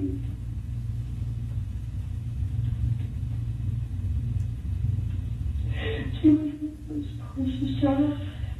What's your favorite thing about her? She's just precious. She's just precious. I don't know. Okay.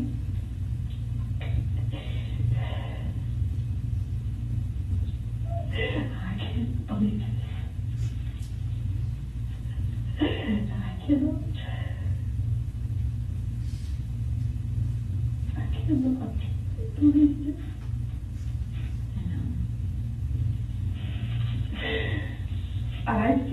I cannot face anyone. I cannot do it. I can't. I cannot.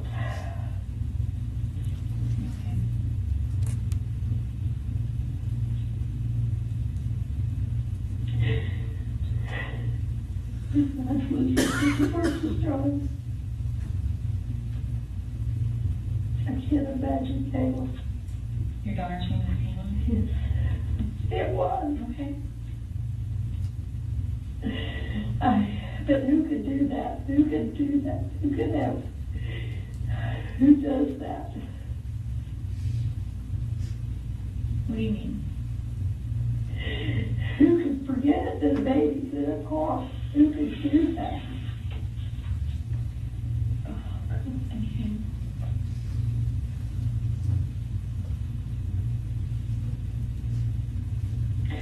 Oh, God.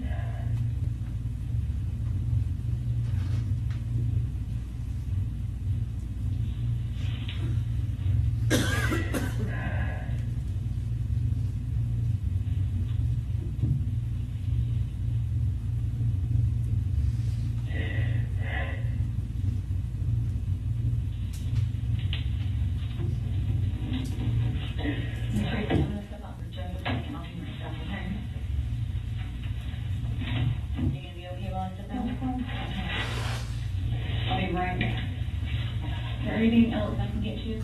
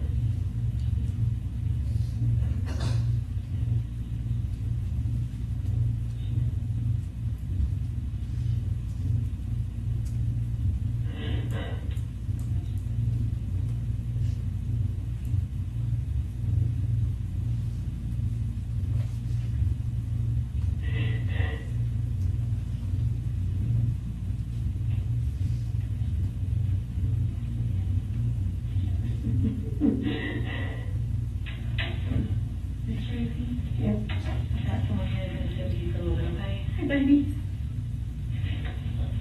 I'll come back and check on you later. Come here.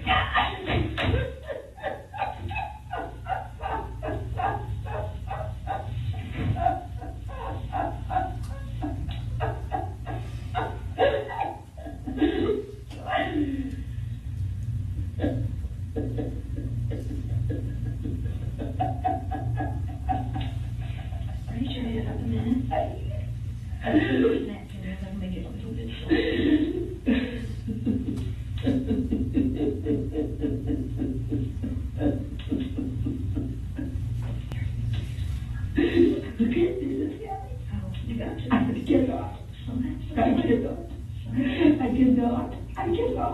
I can't do it yet. I can't do it. I can't.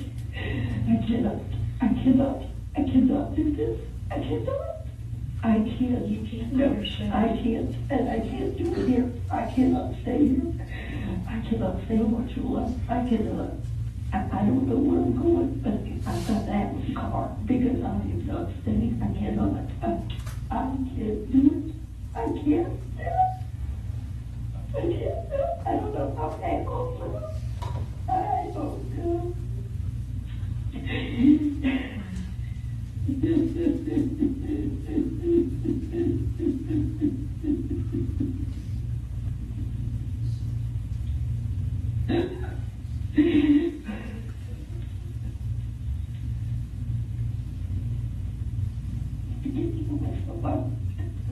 If I could figure out how to get it done.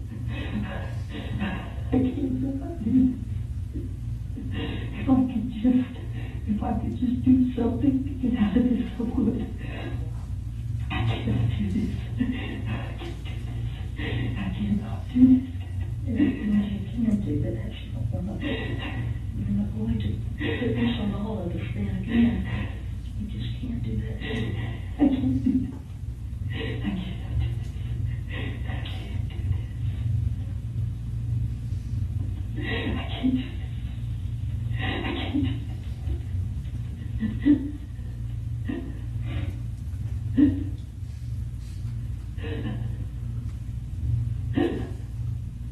I can't do this. I can never fix Caleb. I just can't do this. He'll be happy without me here.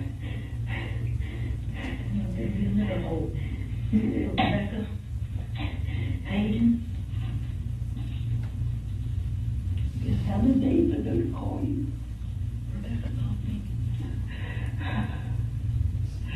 She came up on it somehow. She was there because I was supposed to take him and stop it. And they were late. And if they had been there an hour earlier, maybe it would have been too late.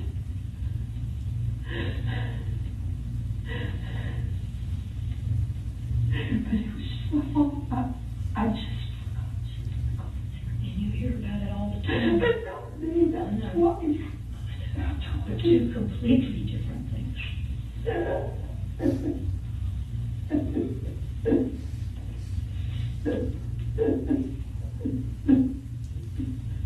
I can't do it. I have to go somewhere.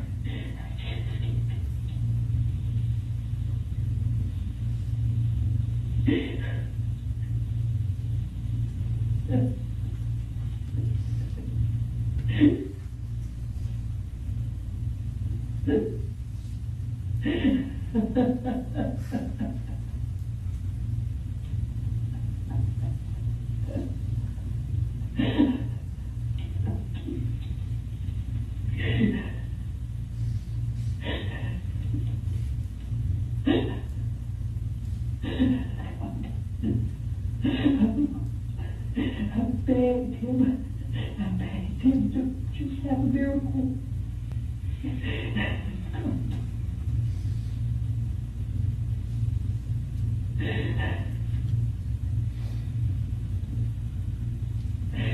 Just deserve to keep going. I forgot.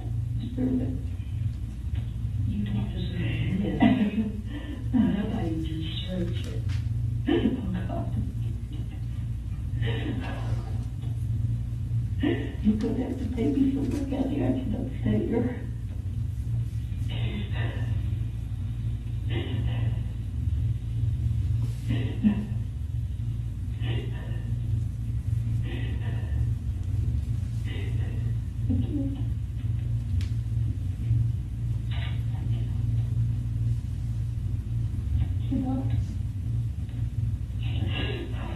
Can't do it.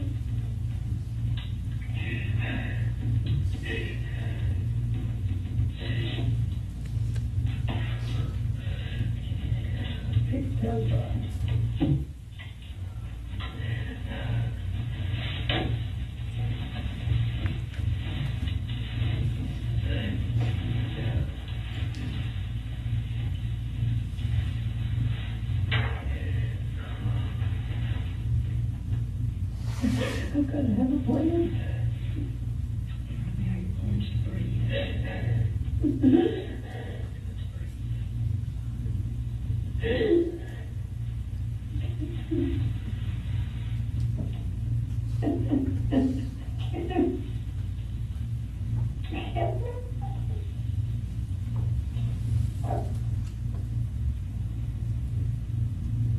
It's going to take care of it. It's going to keep her from just falling apart. Because if you have baby, I've lost her now. I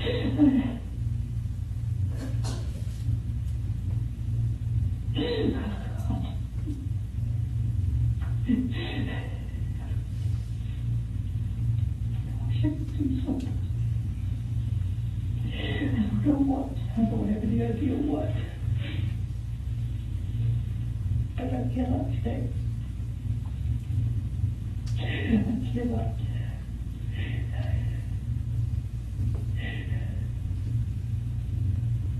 I don't see why.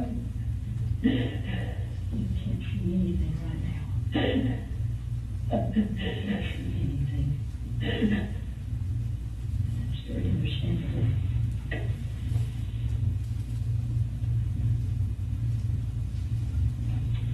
And I don't want them to come. See, I can't face any of them.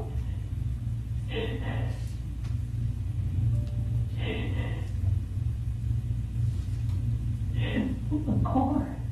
So that I can go somewhere. You take it with you.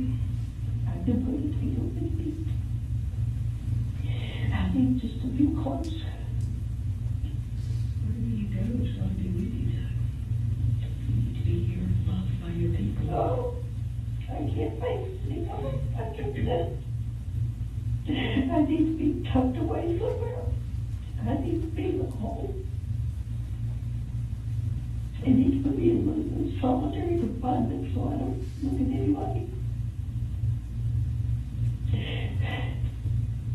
I don't deserve to have any kind of pleasure, any kind of anything. This is not malicious. This is not. It wasn't malicious, but that's right.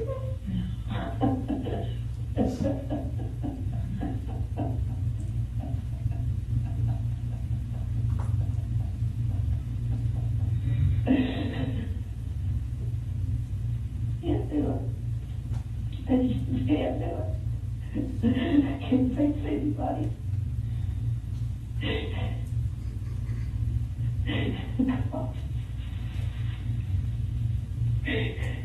Have you seen Caleb? I haven't got under one.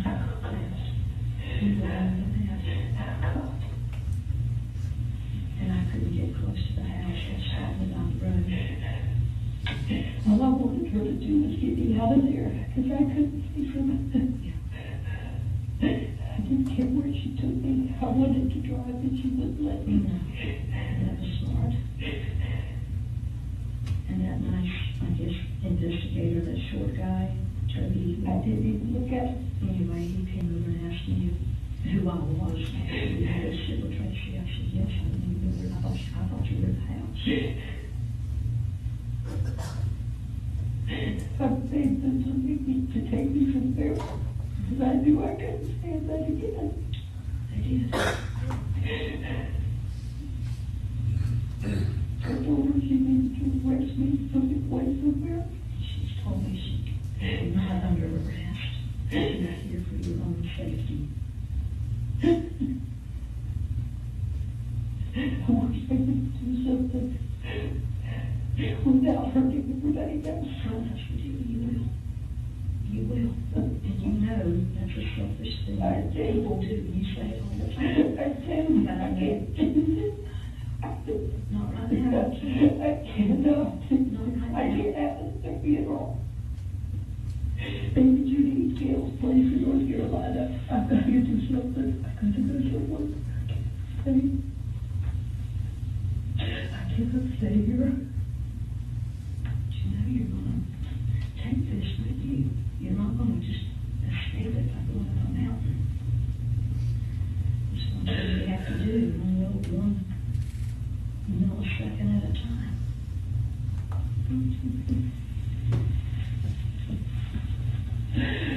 Oh, God. How can I do this twice?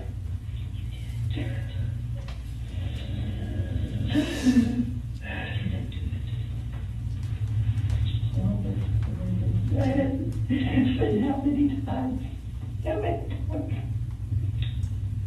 This is too many. But we don't get that choice.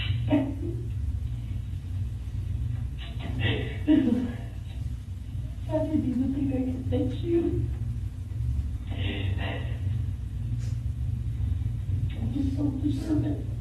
I don't deserve to have you here. Yes, you do. Yes, you do. I need to go somewhere. I don't look at you, Hagee, in person.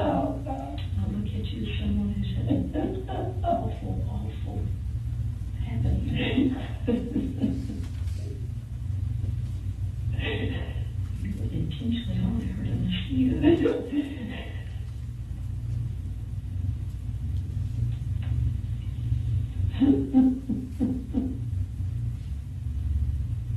I can't stand people feeling sorry for me bringing food. And I love you. I don't think I can do it. Oh, yes. Yes, thank you. Thank you. I don't think I can. I don't think I can.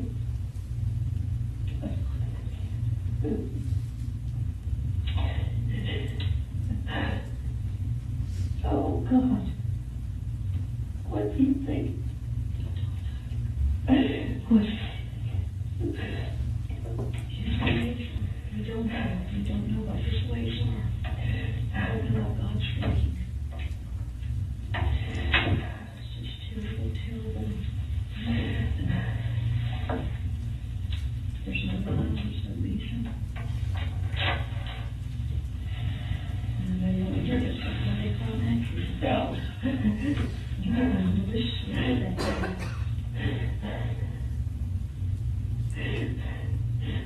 Kayla, you will never be able to get into this. They'll never be able to get over it. And I'll never be able to forgive myself for it. And I'll never be able to see this kid. Right now it is very hard to even imagine. We don't know. We just don't know. Just take it as a second as.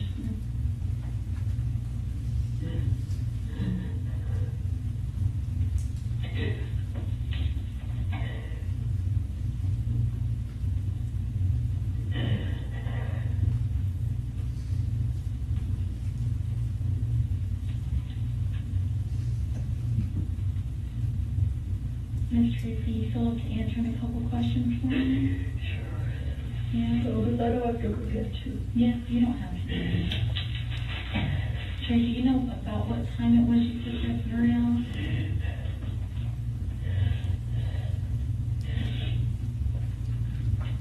Kayla Shop could probably tell you it must have been somewhere around 11:30 or 11:45. Okay. You picked her up from the shop. Yep. Now, where's the shop at? It's the glass store. On Safari Glass on Florida Avenue. They all were there. They all met. Okay. And where'd you go to get lunch at? Beach. Okay. I was with Gail Knight, Judy Carroll, Brenda Knight.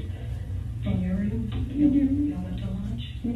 Yeah. After our prayer time? Gail Knight and Brenda Knight, are they sisters? Mm-hmm. Two different names? Mm-hmm. Still the same? Yeah. Okay. They're in, two were in her Sunday school class. And they just had a prayer. What an oxymoron. Those prayers are going to come in handy. And who was the prayer? Brenda Knight, Gail Knight, and Judy Terrell. And we saw Bill Stallings and Brenda Roberts. They sat beside us. Do you know about what time he left these?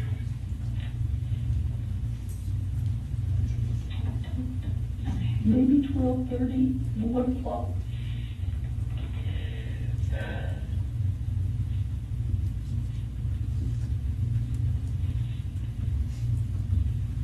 Is it just you and Uriel in the car? Yeah. Okay. How many pictures in the car is right now? And about, now, when you got back to the house, did you make any stops in between? No. Okay. And when you picked Uriel up from A1, you went straight to B? Yes. Okay. Gail Knight was with me when I picked her up. Gail Knight was with you. And then I took her back home? No, she got a car with Judy and Brenda. And when I got out, I saw Lacey and I started talking to her, thinking of her. And I worked out there. Okay.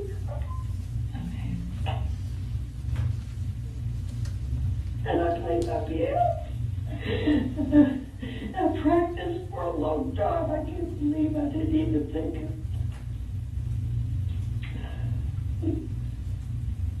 So you went straight home and you started talking to your dog? Yes. Okay.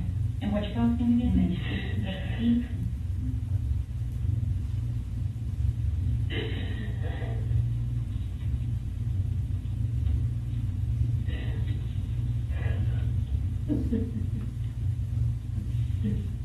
Whose idea was it for you to get Uriel for lunch?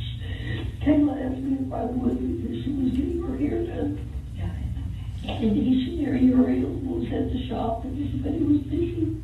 Okay.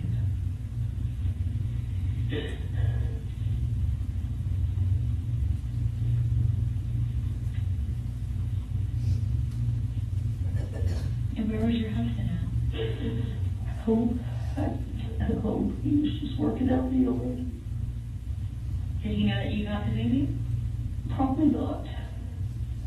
So you hadn't told I him? hadn't talked to him. Okay. I didn't know until the prayer time. I told her I could, when I left there, I could somebody pick her up. Okay, so you went from prayer to get her to go to lunch? It was at Brenda Knight's house, yes. Okay. And we decided to get lunch, and that's the first time we've ever gotten lunch. If I had just gone to the shop and picked her up and brought her home, I wouldn't know she was there. We wouldn't have thought about it. Okay, and you said the prayer was at Brenda Knight's house? Yes. Okay.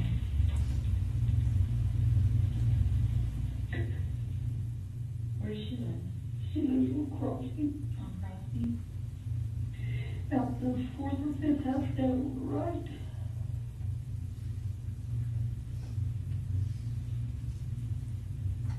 How long were you there? Probably an hour and a half. Okay. We started at 10 and we didn't leave till at least 11:30.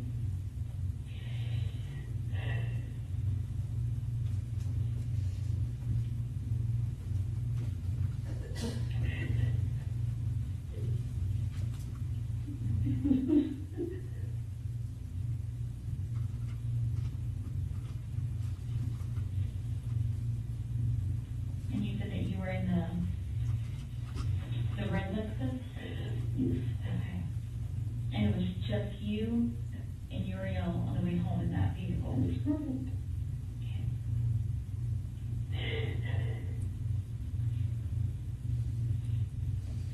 Okay.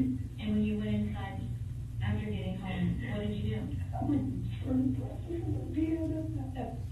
I take lessons. I have one on Thursday, and I need to just put in some time on it. Okay.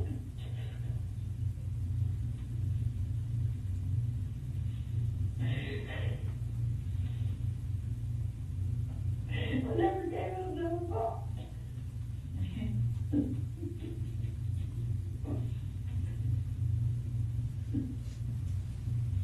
It was so quiet, I didn't even.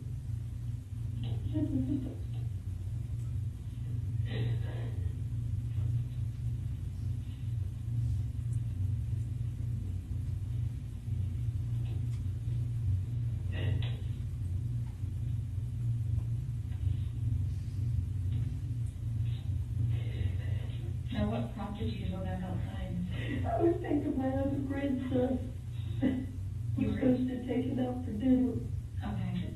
And I was impatient because they were about an hour behind. And I finally got in the car and went down to the barn because they had to go feed the pig, 4-H pig. And all of a sudden, when I got out of the car, it came across my head that I had Uriel and what happened. Came to pick her up and couldn't remember what happened, and all of a sudden, I opened the back door and I saw her there.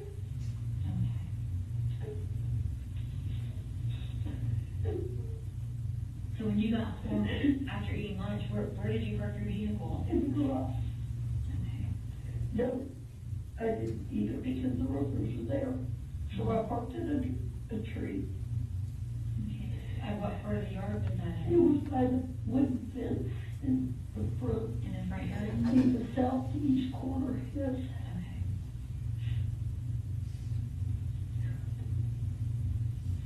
Okay.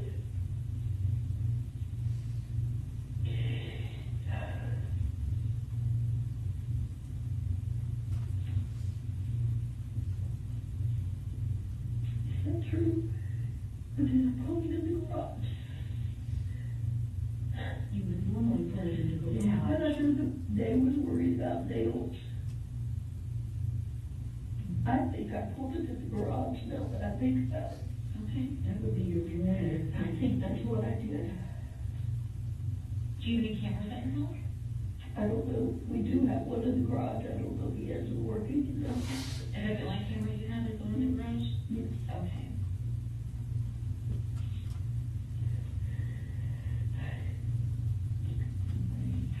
Did you talk to your husband when you got home?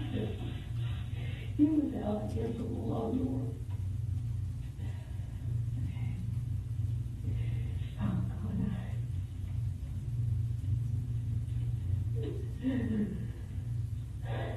How was Uriel during lunch? It was great. Okay.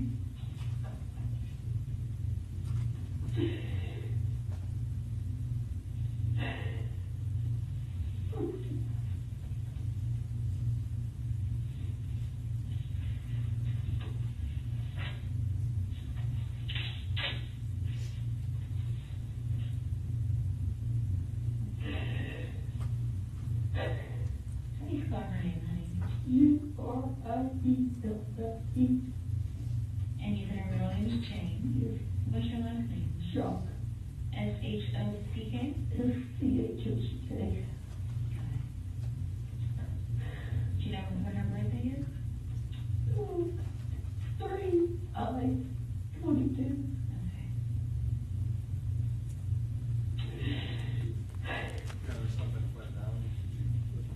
Okay. Now, just so I understand correctly, Ms. Tracy, you said that you were gonna get your other grandson for dinner. Okay. That has been planned for several days. Okay.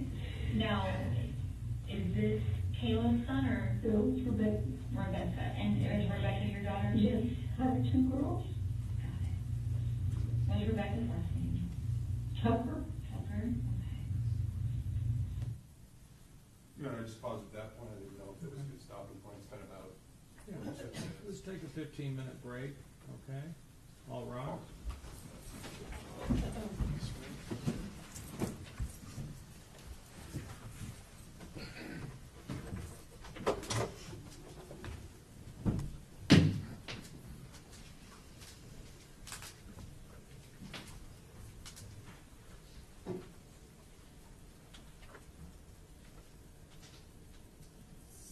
All right, state or defense, anything we need to go over? Okay, go ahead, let's see. Sidebar? There's no jury here, you want, Oh, I think that's what he does. you want to go outside? Yes. All right, let's go outside.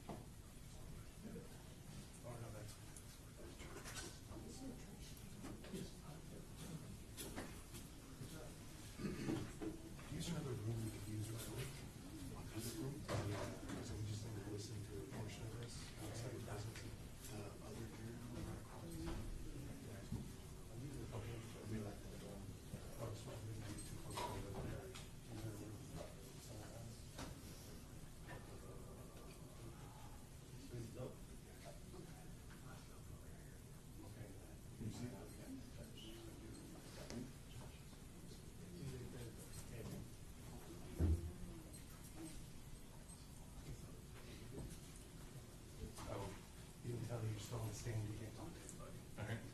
Got it.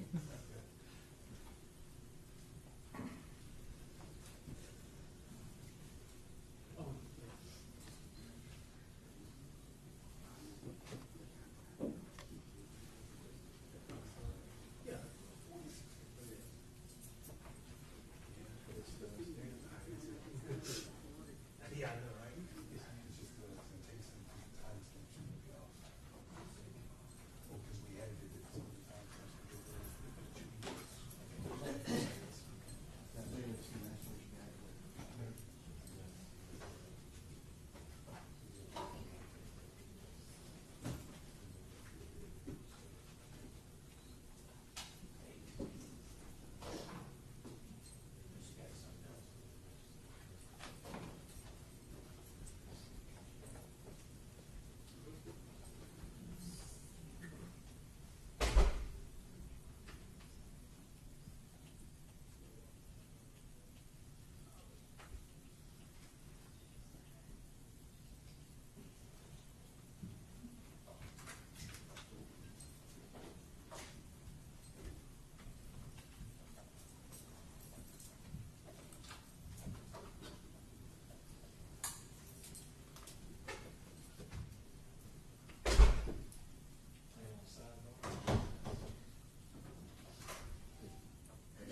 Take a quick recess for himself. You guys need to recess break, now's the time to do it.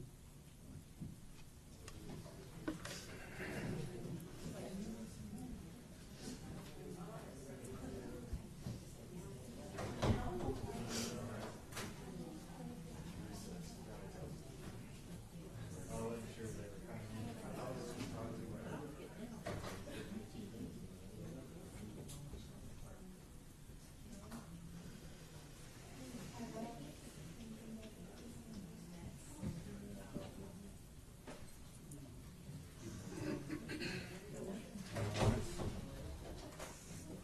It's exhausting. I know. Not too bad so far. Been lucky.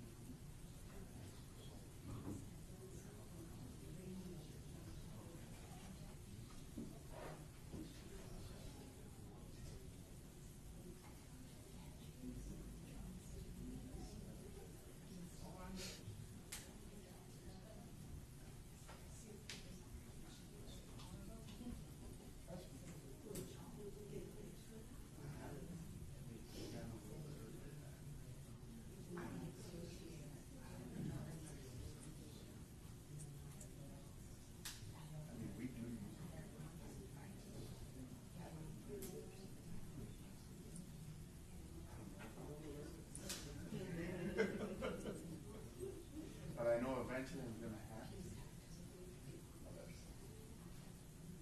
I don't get along.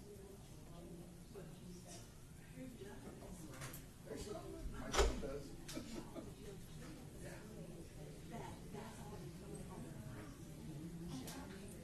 Rough thing outside, going around in the dirt.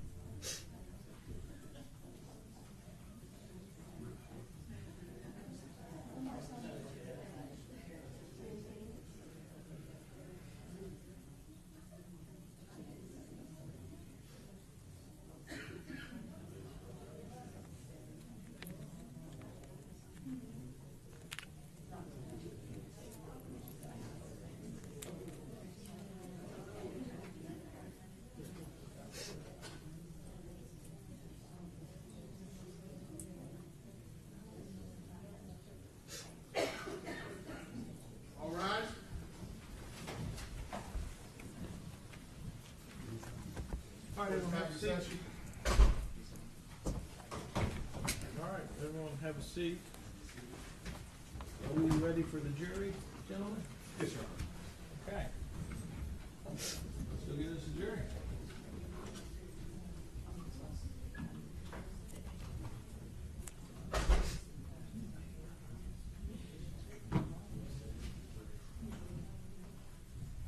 What's the time on that one? 8:19, 6:19? Yeah. Which time were you asking for, Joe? The top, it's military time. Oh, 8:19, yes. 6:19. It's 1819. 13. Eyes are still good. All right, let's all rise. I think the jury's about to come.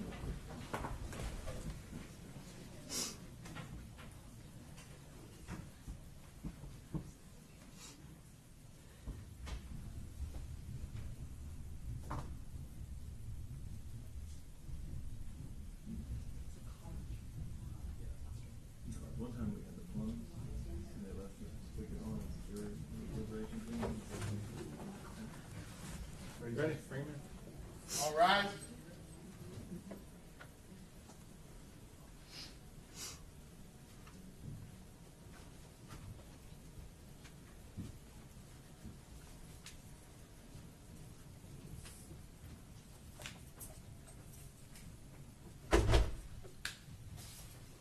All right, everyone have a seat.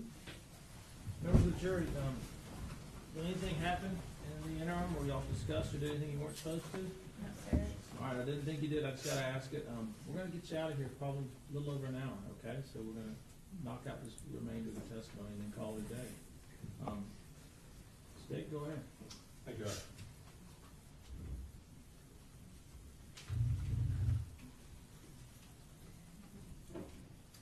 And what her son's name?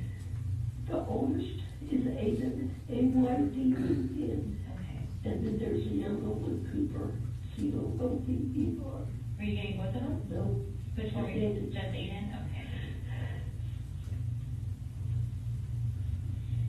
And so you said that they were behind an hour. What time were they supposed to? I was hoping to leave around 3:30. Okay. It was between 3:30 and 4, and it was after 4:30, and I got in the car and said that I would be there when they were feeding the pig and we could go. Okay.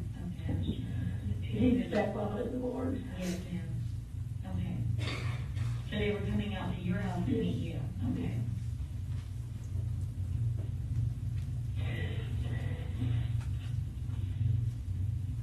And they were there when I found them. I don't realize when it happened. So they were there? Okay. And who all was there? Then he turned around and was talking to me. He stopped the mower, and I was still sitting in the car before I realized that she was still in there. And Rebecca and Aiden had started feeding the pigs. And then there were roofer men putting the new roof on our house.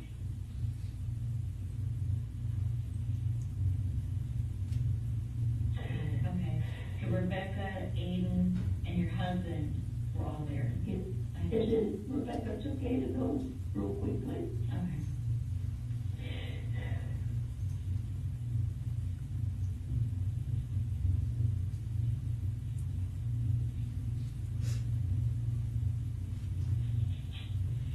Okay. So about 4:30 is when you went out to your vehicle? Yeah. About how long after 4:30 did you realize that she was in the car? And then talked today for probably 5 to 10 minutes Okay. with him sitting on the mower and me sitting in the car. And then I got out because Rebecca and Aiden had come up and I was going to see if I could help them, and all of a sudden I realized I just had that flash of what had happened a year ago. And then all of a sudden I realized we opened the door. Maybe like 15, 20 minutes? 10, About probably. 10? Okay.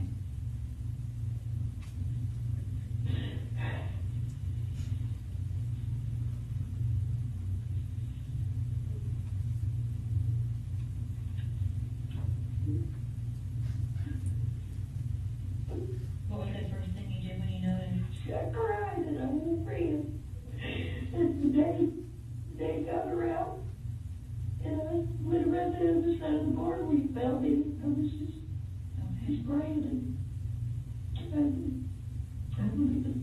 I did call 911.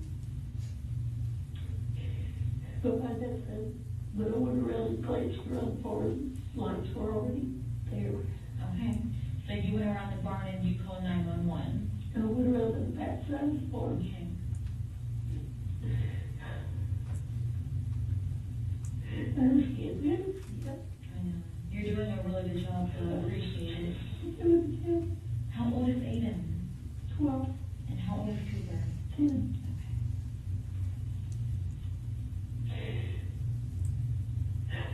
And does Kayla have any other children? Asher. Asher? How old is Asher? She's 3. She's 3.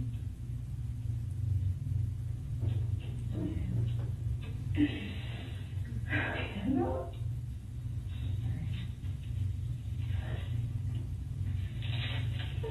So your husband and his Uriel out of the car? Yes. Okay. Did he say anything? He panicked like I did. He started giving the CPR. And begging her to breathe.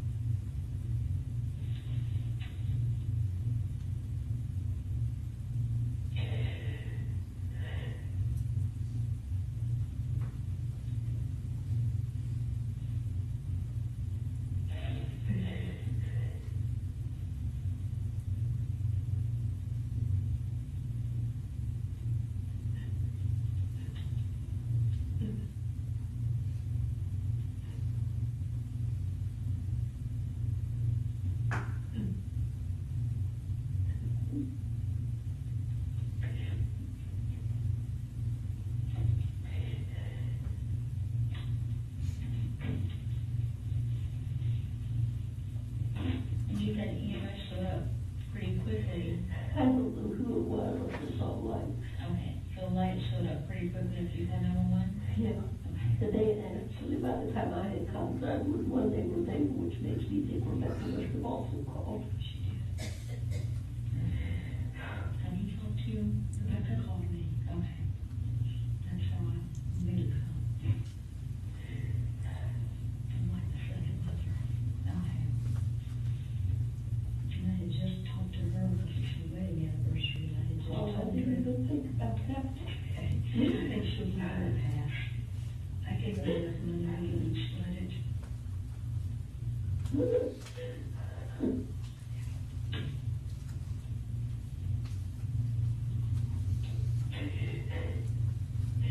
So always okay at first.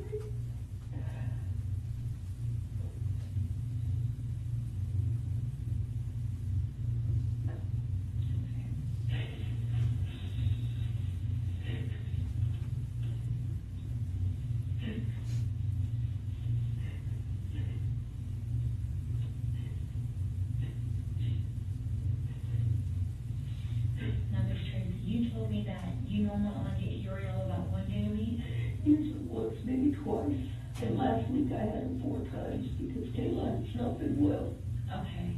Now, is it always the same days or sporadic? Often it's the first of the week, but it's sporadic. Okay. Often it's Monday or Tuesday.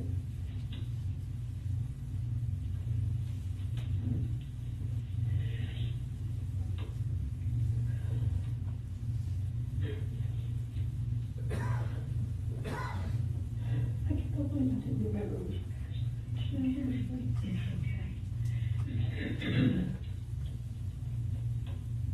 I wouldn't either if I write it on my calendar.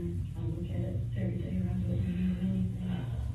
Oh, I even put birth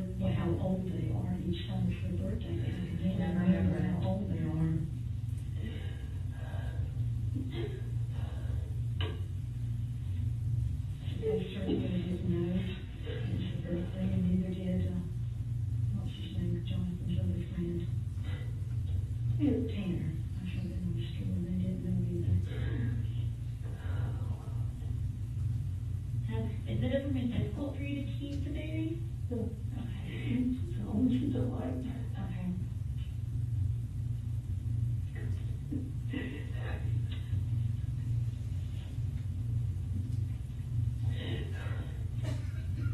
Can you think of anything else that might be important for me to know? Okay. I cannot. Okay.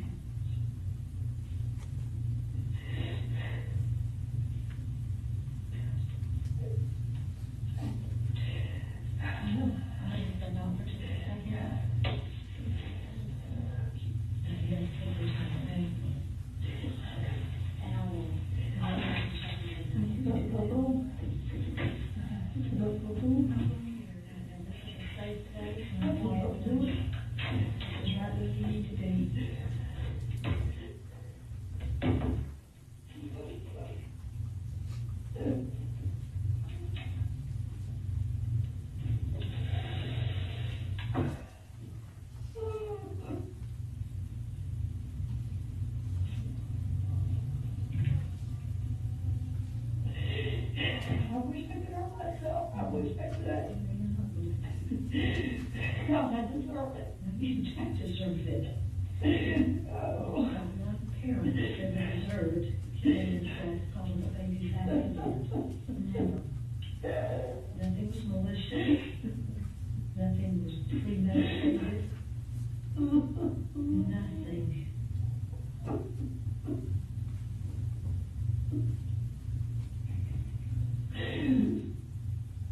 I just can't do this. I can't. I cannot. I cannot do this. I can't look at them. I can't face them. I can't do this. I cannot do this.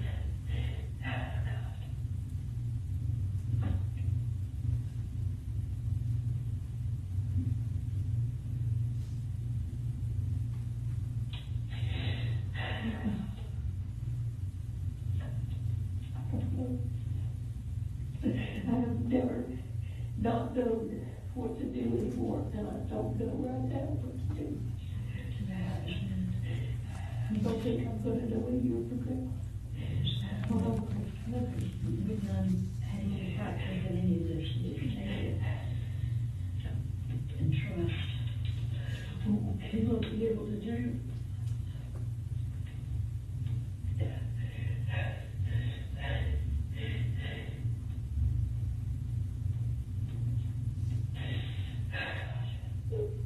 I cannot do this.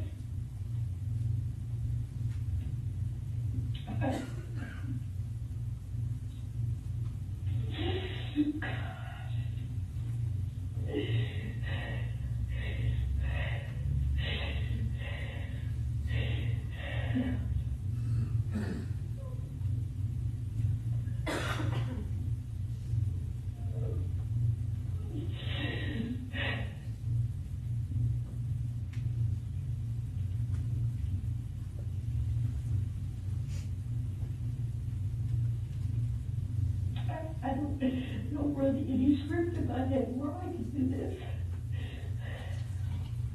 I don't run any script in my head where we can be a family, where it can work out.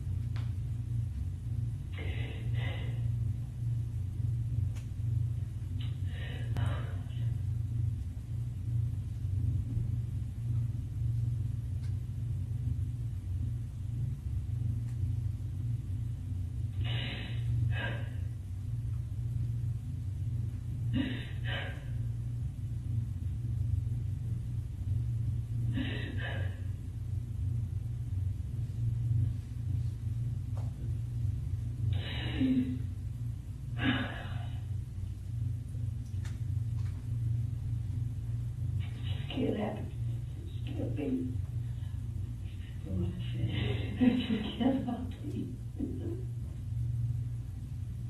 I cannot say it.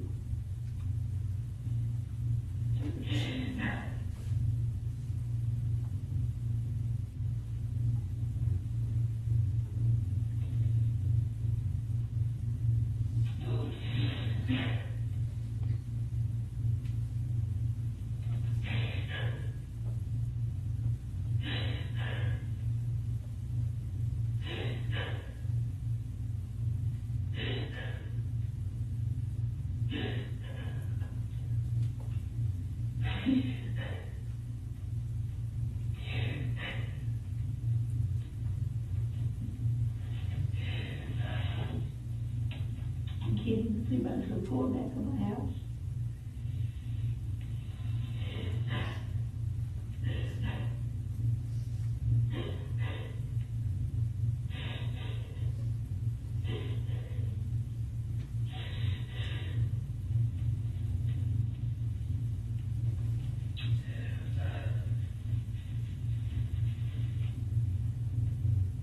I could get a hold of John Gill, would you want him to come give you something? God doesn't look me down mercifully like he do a dog. That would be the kindest thing to do.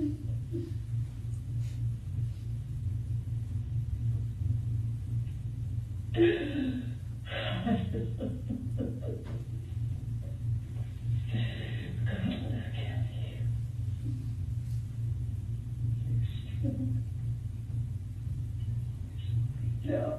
You just don't know, we don't feel it, we don't feel it. Oh, God. Kayla, I can't even imagine. I can't even imagine.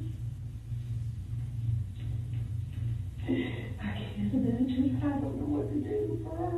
I can't do anything. I'm completely don't want you. Poor Rebecca. She's always in the middle.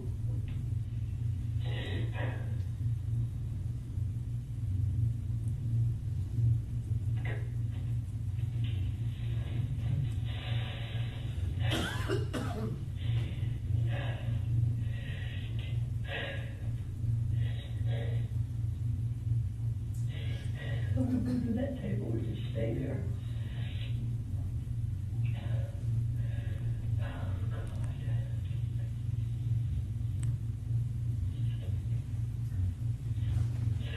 Just give me, oh God.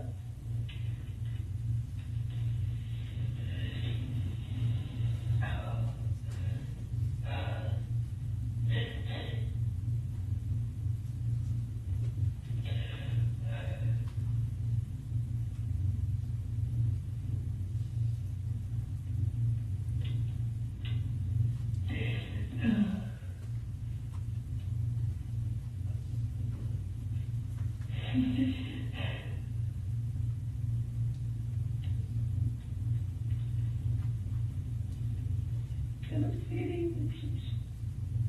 No, you don't. I don't see a way out. You've got one big cobweb right now. I don't see a way.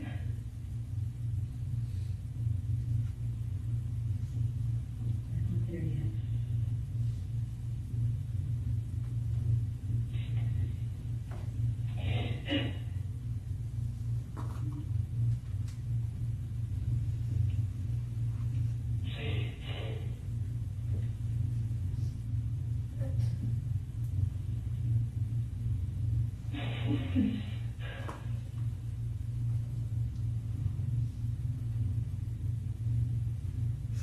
Caleb says I've always run from things to make it she's right. And that's just not enough of a person to face it. I can't face her. I can't face it. Unfortunately, she's a lot like you. And I running. But what was she supposed to? Asher. God. Oh.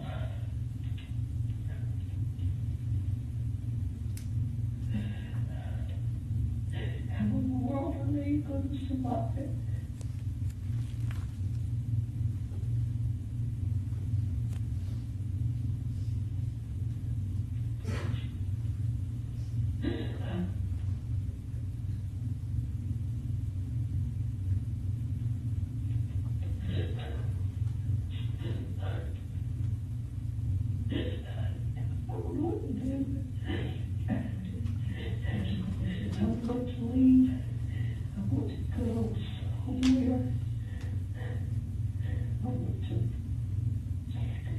For about the next 20 years.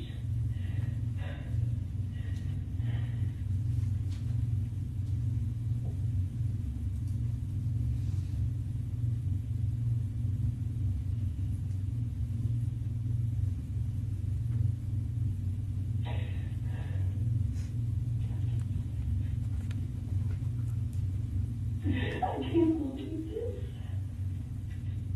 Get off here.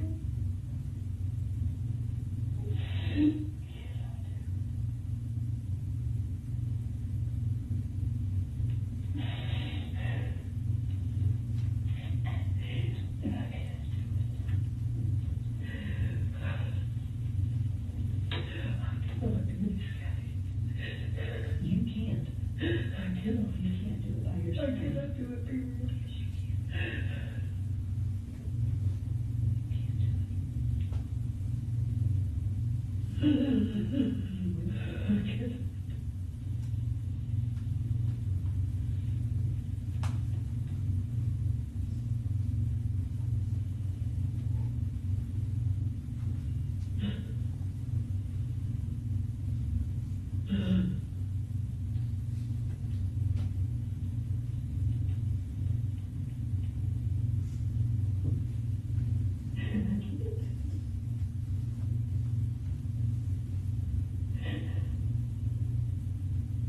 I don't deserve it. Hey,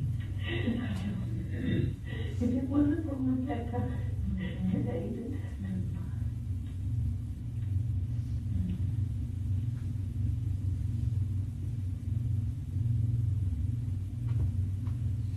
why do I keep hurting people I love?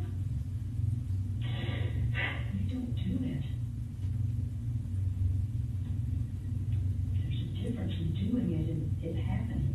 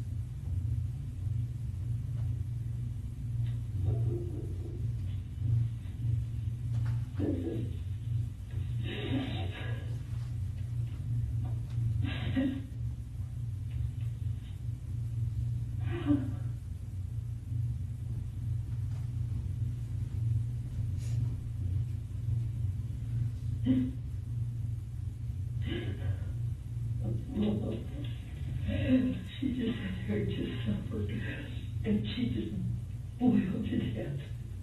She just went to sleep. She was taking a nap, and she was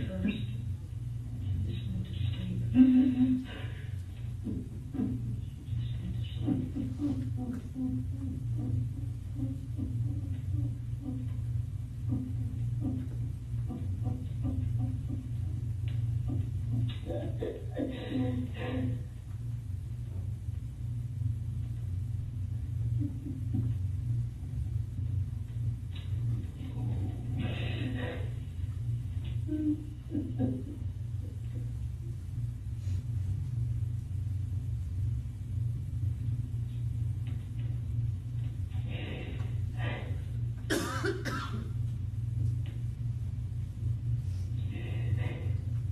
don't know what to do, okay? I don't know if she can, I cannot believe make a heart of it, okay?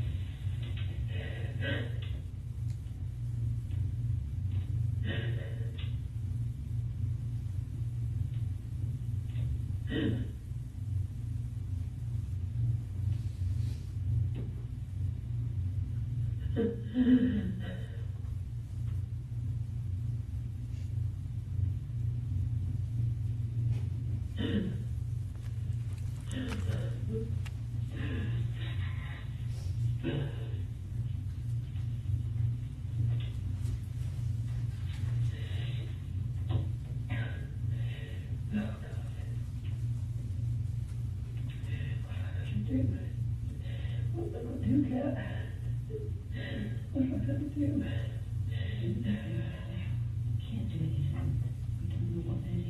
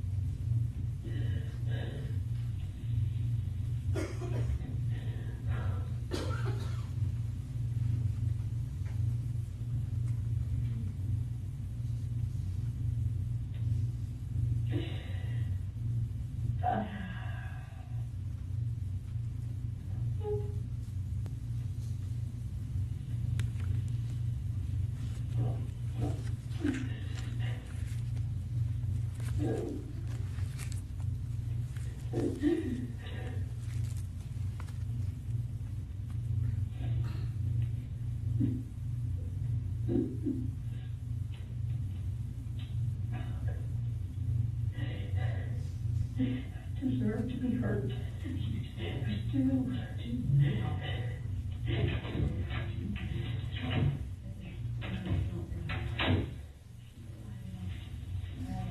Tracey, I got one more question for you. Well, I have like 3 more questions for you, okay? All right, so when you came out of the house and you were going to get in the car to go around back, did you carry anything outside with you? Not that I can think of. My purse was already in the car. I had my cell phone in my back pocket. Okay. Did you take any kind of food, beverage? Oh, I did. I had 2 teas. Okay. One for me and one for Aiden. Okay, so one for you and one for your grandson. Yep. My phone was in my pocket.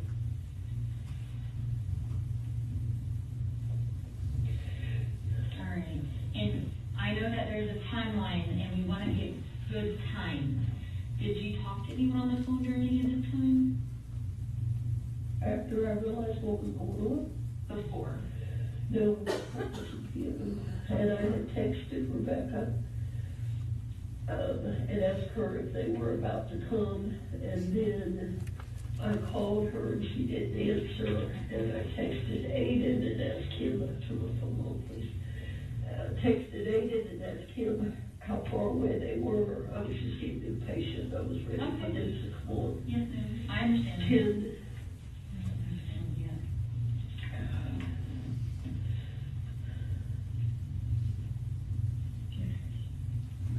His mom's birthday, 10/02/18. And then go to my.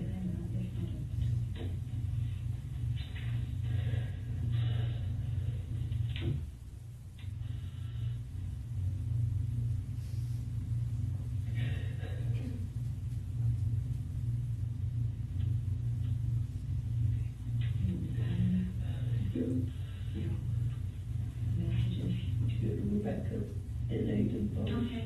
I'm just gonna take a couple snapshots real quick, okay? Fine. Okay. Very end.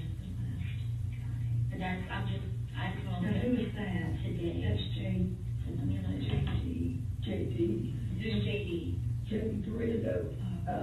She texted me and asked me. So we need Aiden. Yeah, Okay. Aiden and Rebecca. All right.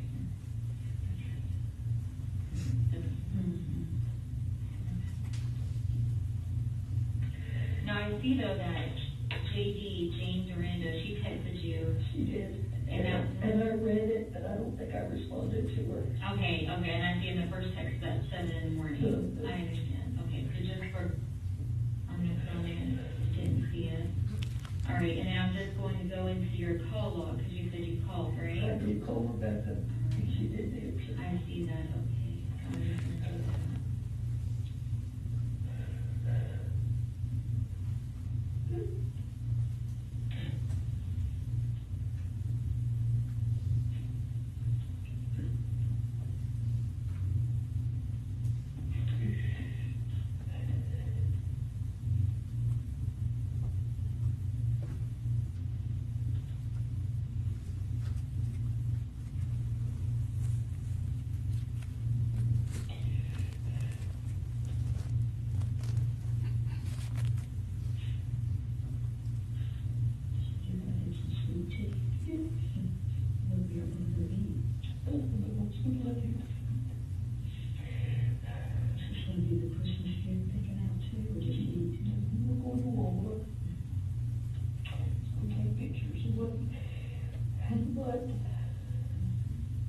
Okay.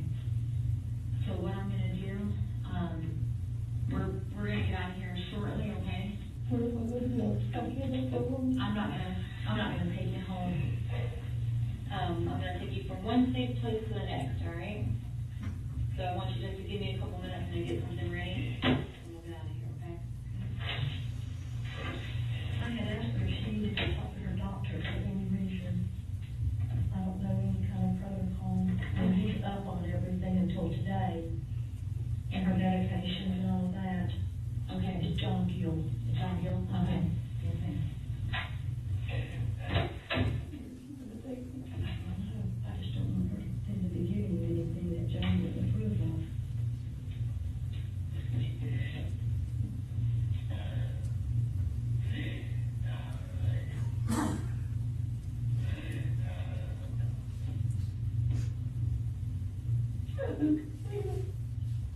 We can't.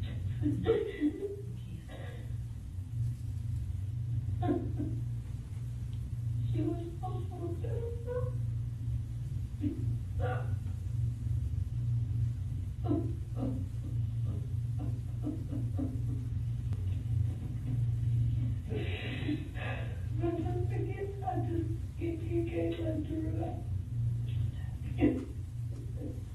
I'd do anything to make it better, including giving my own soul. I don't want to be in communication with anybody.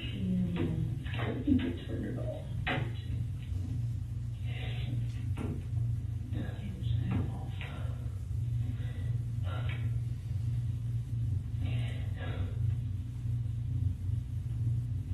I just can't believe it.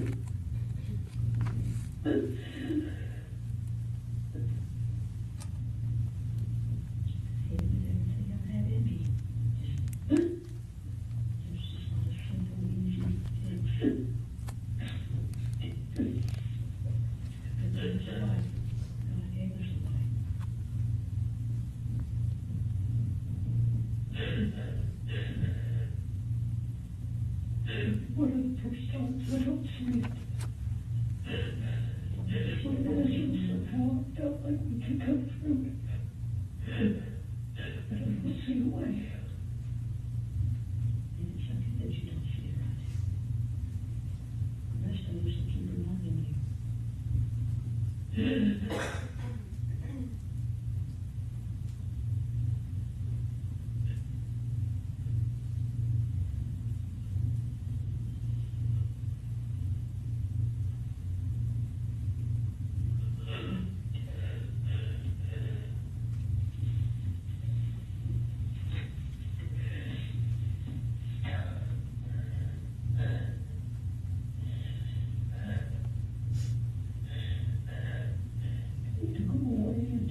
Time somewhere, just break rocks or hide, just work, but see.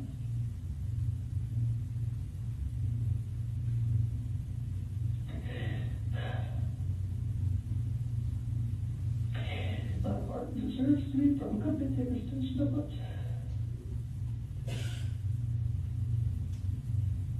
My hearts are broken. I know, but I don't think so. But that's okay. It's happened. It has happened.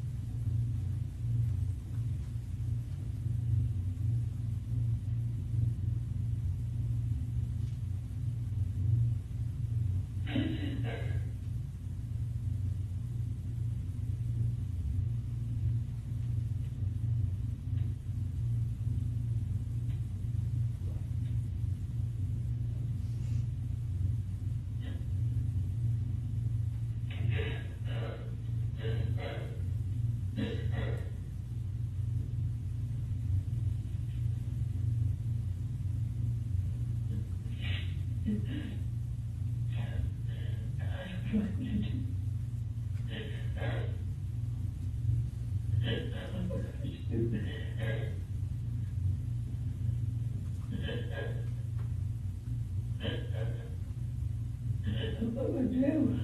Trust the person that died on that cross. That's all we have. He says it's enough.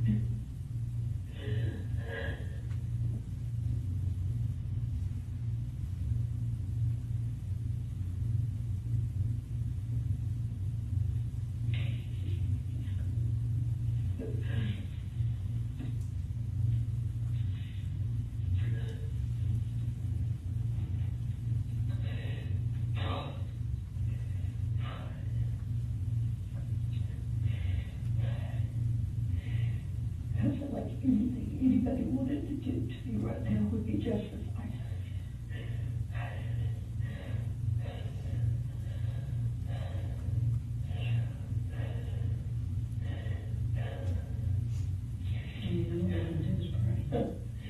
You're gonna have to pray for me, because I can't.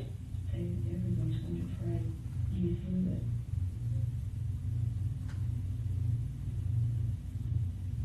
We all feel helpless, that's all we do. That's what we do, not all, that's what we do.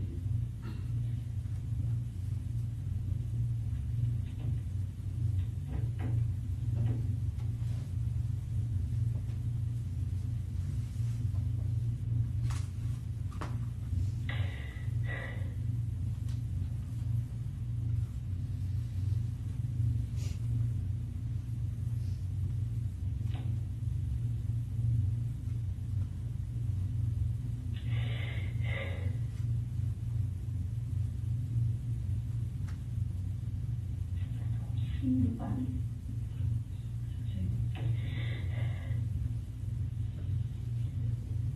I have brought so much pain to people. The people that would love to see you, you have no pain at all. Those people love you. Pray for you forever.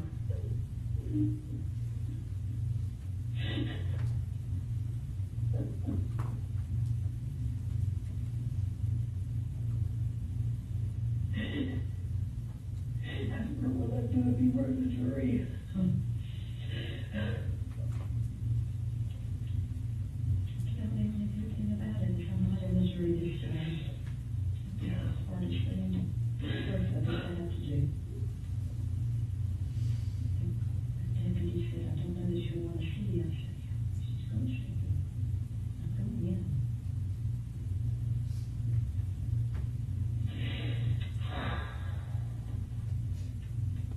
And it was her deputy that told me to come.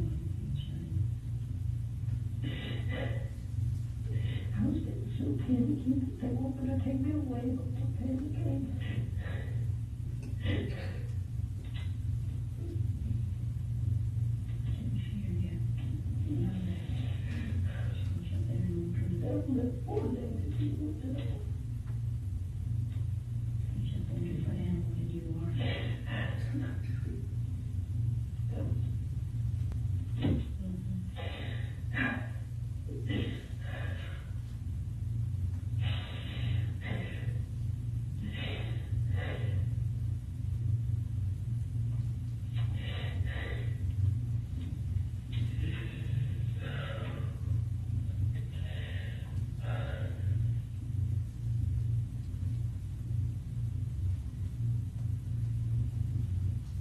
Thank you.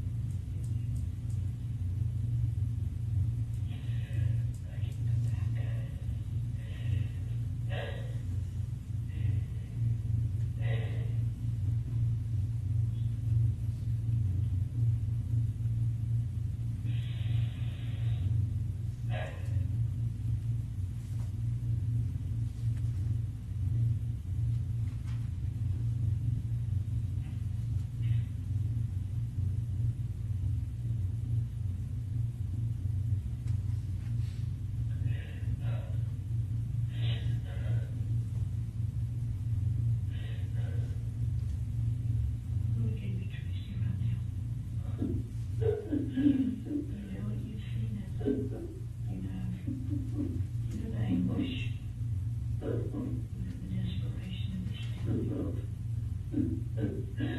don't have words. You see the rest of the story that we don't always see right now. It's just unimaginable. When you see it, you see the movie. But I just pray because we don't know what to do. We don't even know what to say. We don't know what to pray. We don't know what to pray. But we know who to pray to. And we know we have to turn to you in our weakest of times. In our most horrible times, Lord, we have to come to you. We lay it at your feet, Lord. We just have to trust you. Watch over Kayla. True. It's your family, Lord. Lord, you're going to have to take care of them because we can't right now. Even they, we know he's the strong one, but you've got to help him. You've got to help Rebecca, Hayden, and Jonathan. Lord, I just pray that we just show us the way, Lord. You show us what we need to do, how to make these steps, Lord, and carry us, Lord. Because we trust you and we love you. And we don't have anybody else to turn. You are our Savior. You are our Lord. And you give us our strength and our peace that passes all understanding at just the right time. I just pray that you be with these next steps, Lord. These next seconds, Lord. Just help us. Help us, Lord, what to do and how to do it.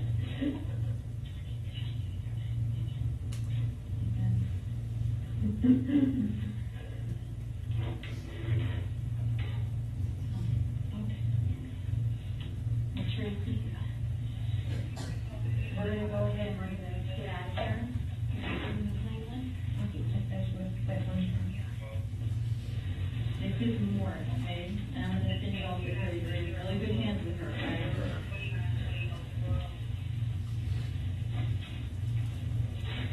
We have your glasses and your phone, so you don't have to worry about carrying anything for sure. If you want, you can walk out with them, and I'll walk with you guys, and I'll let you back in, okay? Okay.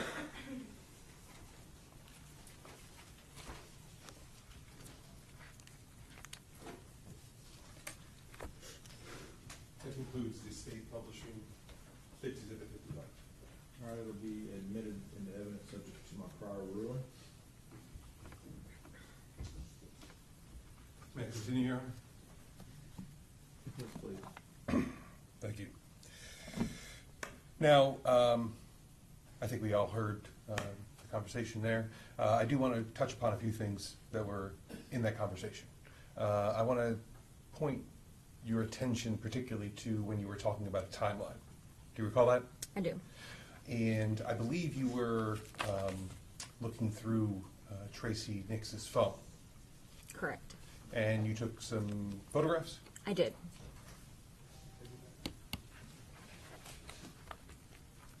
I'm showing you the pre-marked State's Exhibits 46 through 54. Once again, well, not that you would know this, but would you look at these one at a time? They are labeled on the back, okay? Starting with 46, please. Sure. Thank you.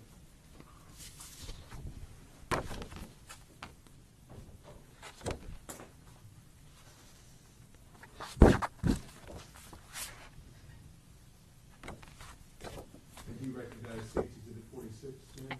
I do.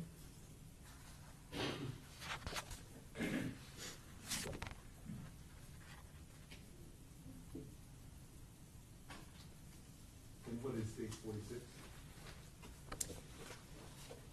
It's a screenshot of Kayla's contact within the defendant's phone.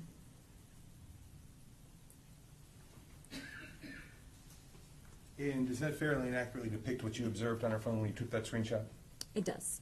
Your Honor, at this time, State would seek to enter into evidence State's Exhibit 46. Did that? No, I don't object to say it's 46, and I don't object to the rest of it. All right, I'll admit. stipulate. All right, admit submit without objection, 46, 47, 48, 49, and 50.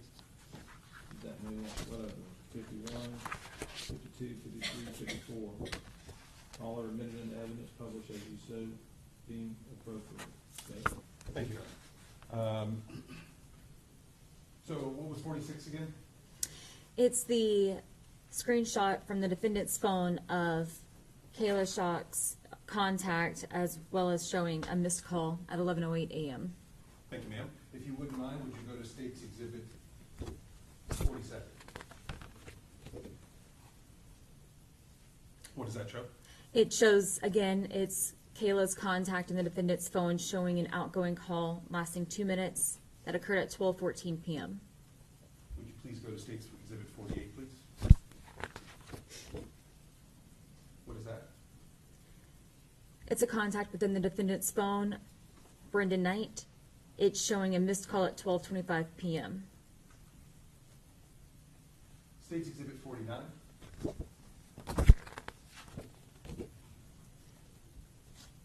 And this is a screenshot of the recent call log in the defendant's phone. And it shows some of the calls that we talked about earlier. From that day, correct. The missed call from Kayla, the answered call from Kayla, missed call from Brendan Knight, call from Rebecca, and then the 911 call. And Rebecca has 3, I guess, next week? Yes. Okay. What about State's Exhibit 50? This would be a screenshot of the defendant's text message with her grandson, Aiden. And the time of that first message then? It's 4:43 p.m. when she's asking if the pigs have been fed yet. State's Exhibit 51. This would be a screenshot of the defendant's phone and text messages between her and Rebecca. And what's the bottom message there? The very bottom message is the defendant saying she's ready to go. Is he about finished at 4:33 p.m.? And when it says today, what day is that? That would be on November 1st, 2022. Thank you. State's Exhibit 52. That is the text message thread between Jane Durando and the defendant. And once again, why did you screenshot this one? It was just within the time frame that she was active on her phone during that time frame of when the incident took place. And so what's the last message that was at least that she received on this phone from that individual? 4:53 p.m. State's Exhibit 53. That would be the contact between the defendant's phone and Rebecca, showing the calls that she had that day with her. Outgoing and incoming? Correct. And what was the last one down there? She had an outgoing call for 43 seconds at 4:50 p.m. And that would be on November 1st? November 1st, 2022. And finally, State's Exhibit 54. This would be a screenshot of the call log of the defendant's phone calling 911 at 5:05 p.m.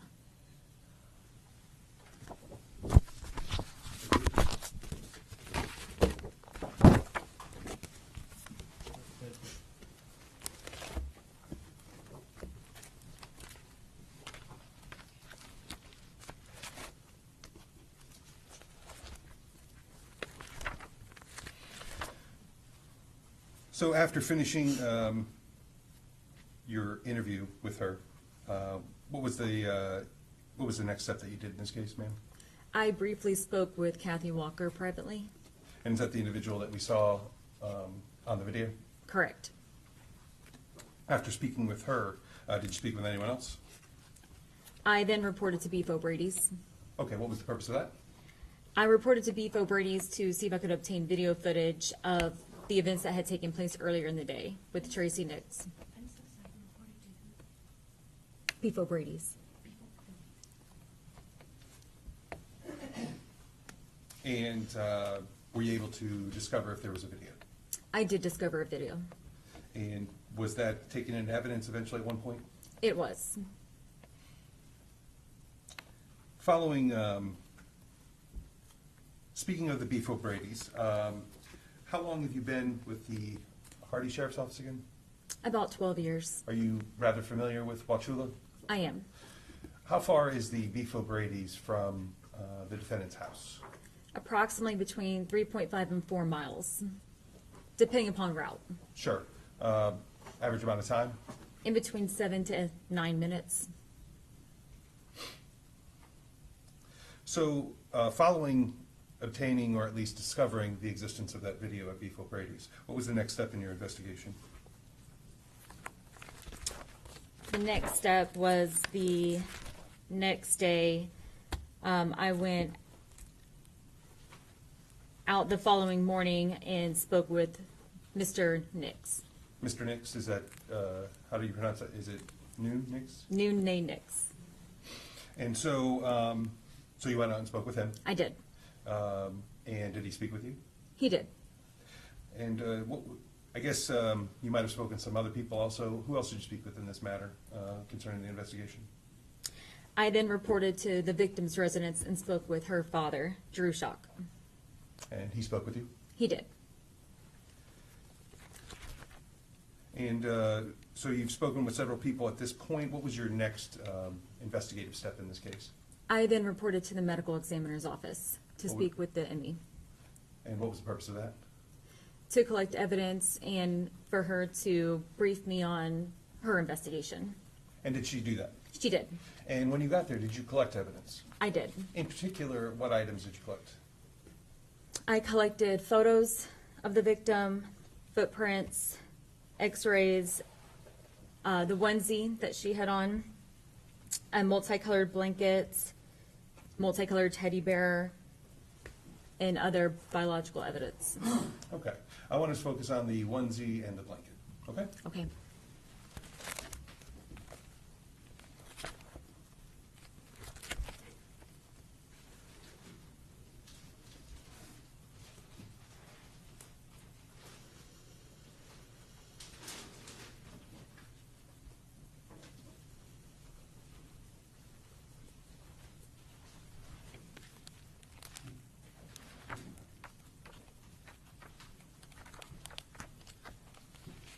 I'm showing you what's been pre-marked to States Exhibit 61 and 62. Okay. Would you please take a second to look at these? And we'll talk about 61 first, okay? Okay.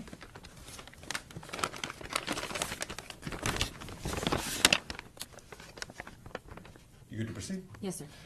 Do you recognize States Exhibit 61? I do. What is 61? It is the multicolored maroon floral onesie that the victim was wearing. And how do you recognize that? Whenever I picked it up for the medical examiner's office and photographed it. And on the packaging also, do you have some demarcation on that? I do.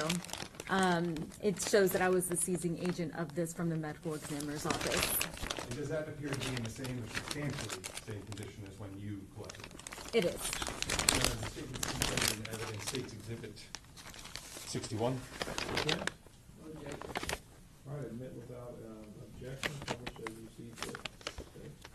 Yes, Your Honor. And if you would, turning to States Exhibit 62, what is that item? It's going to be a multicolored crochet blanket. And how do you recognize that item? I did seize this item also from the medical examiner's office, and I did collect it and seize it according to the label. And does that appear to be in the same or substantially same condition as when you collected it? It is. Your Honor, statement seek to enter into evidence States Exhibit 62. Okay. Okay. Admit without objection, state publish as you see fit. Thank you, Your Honor. I'll go ahead and initial you then. I'm sorry. I'll go ahead and initial you. Yes, Your Honor.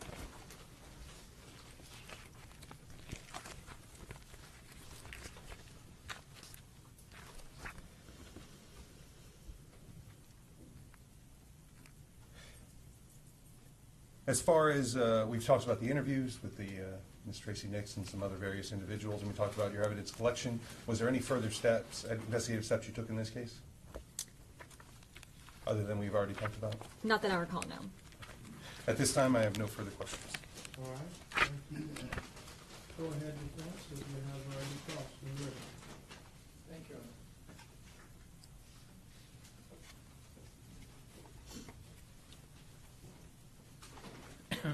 Good afternoon. Good afternoon. This first question's for your benefit. We're no kin, are we? No, sir. Okay. Did your investigation reveal that Uriel passed away shortly after being left in the car? Correct.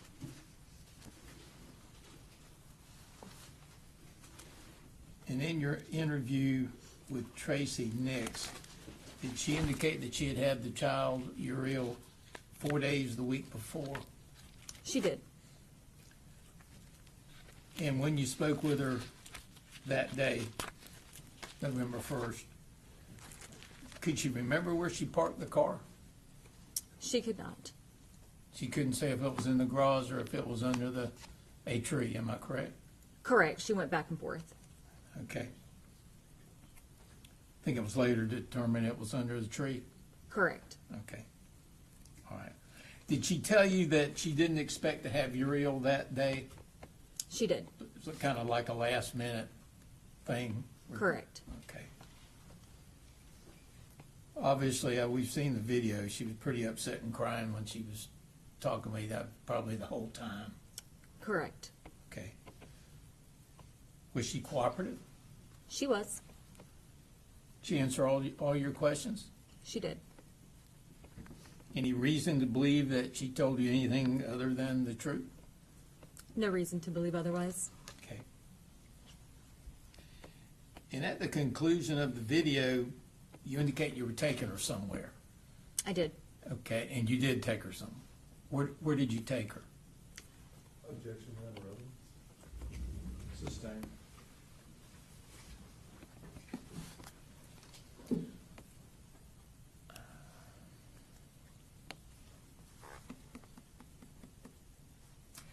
When she was in the interview room, you did not tell her she was being recorded, is that correct?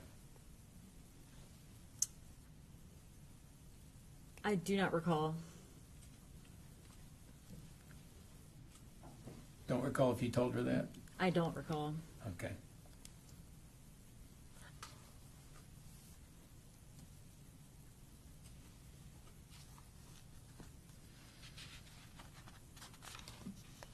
Can I have a moment, Your Honor? Please.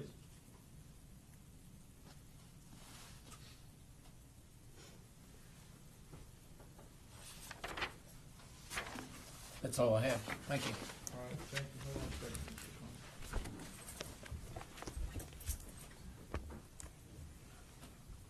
All right, Mr. Coleman, any redirect? No, Your Honor. All right, no redirect. May she be excused and released from her subpoena? Yes, Your Honor. Defense, do you agree?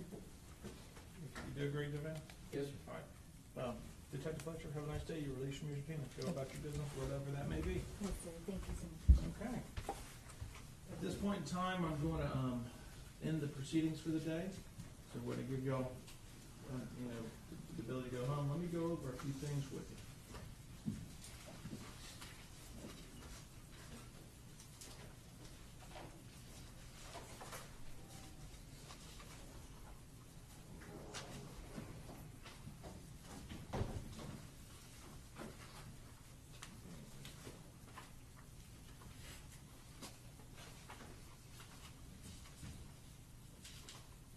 All right.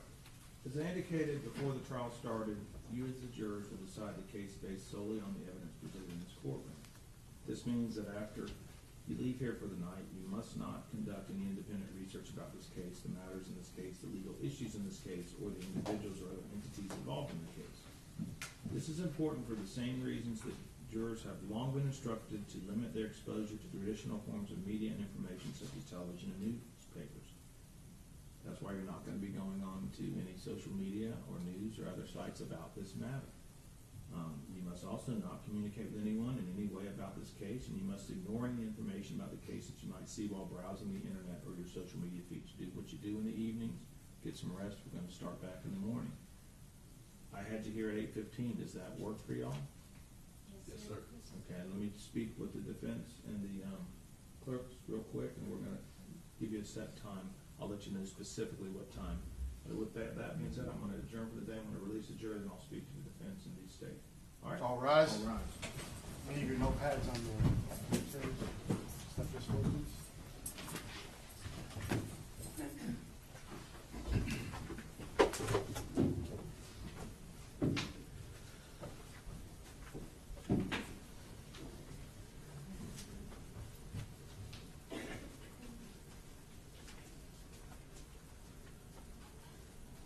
You may be seated. Okay. All right. State, what, I know you're gonna have the ME here at 8:30. And I'll talk to the clerks. Do we wanna start at 8:30? Okay, I think we're gonna have a pretty good morning tomorrow, so we can start at 8:30. Does that work for the state? It does, Your Honor. I know it'll work for Dr. Gold. All right, does that work for defense? Yes, sir. Kind of like to get some time frames. That's what we're gonna go over next. Very good. All right, so let's say we start at 8:30, and let's say an ME takes no more than 30 minutes. If I gave each side 45 minutes for a closing, let's just say 50 minutes for a closing. How long would the state's case, I'm sorry, the defense need to present a case? Thank you, Your Honor. How long do you think? Because I'm gonna do 50-minute closing, so if we do, say 30 minutes for the ME, that's 9, and then we've got an hour and 40 minutes left over for a closing. How much time does the defense need? Tell me how long. Well, I need to do the proffers. We can do that during the jury, when the jury's out, we can do that. That'd be good. That's fine. Okay, so yes, and you don't have to give me a hard and fast, the judge, it would take no more than an hour, no more than 2 hours for the defense's case, no more than 6 hours. Can I have a moment? Yes, sir. I'm not holding you to it, I'm just trying to get y'all in the mindset we're all on the same page. And you're talking about doing the proffer after the jury goes out? Once the jury goes out, we'll do proffers.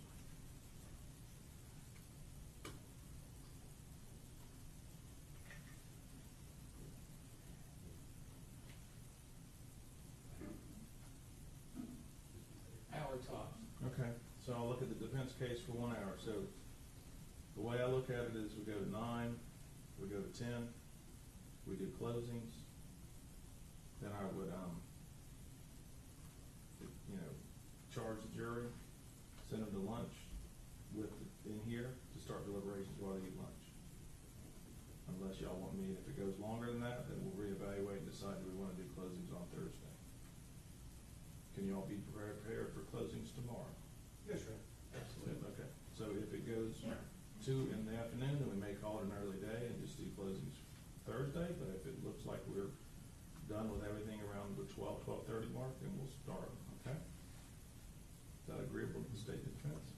I'd like to be able to call the experts tomorrow, have them maybe at 1 o'clock. That's fine. I gotta work with their schedule. I understand, let's see where we end, up and go from there, regardless, if we're still going at 2, then I'll just probably adjourn you and let you do the closings on Thursday, and then you can do your experts Wednesday afternoon. But if we're done in the early, 12-ish or so, then we'll get them into the jury deliberations room with lunch and that'll get started. All right? Yes, sir. And I think the Annie would be well under a half hour, so I would She's plan usually about about that long. 15 minutes. Yes, Your Honor. I would say that 15 minutes is probably a more appropriate time. I've dealt with it for years. All right, that point in time, there's nothing further for the court to deal with.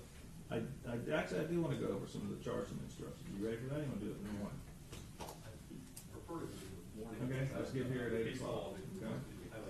All right, lawyers get here at 8, and we'll go over the charging instructions in the morning, okay? You want to do the charging conference before the state's case? I was just saying, I think we're gonna have a lot of time. I didn't know if he said his witnesses were gonna be here, the experts aren't gonna be here. The experts are prompts.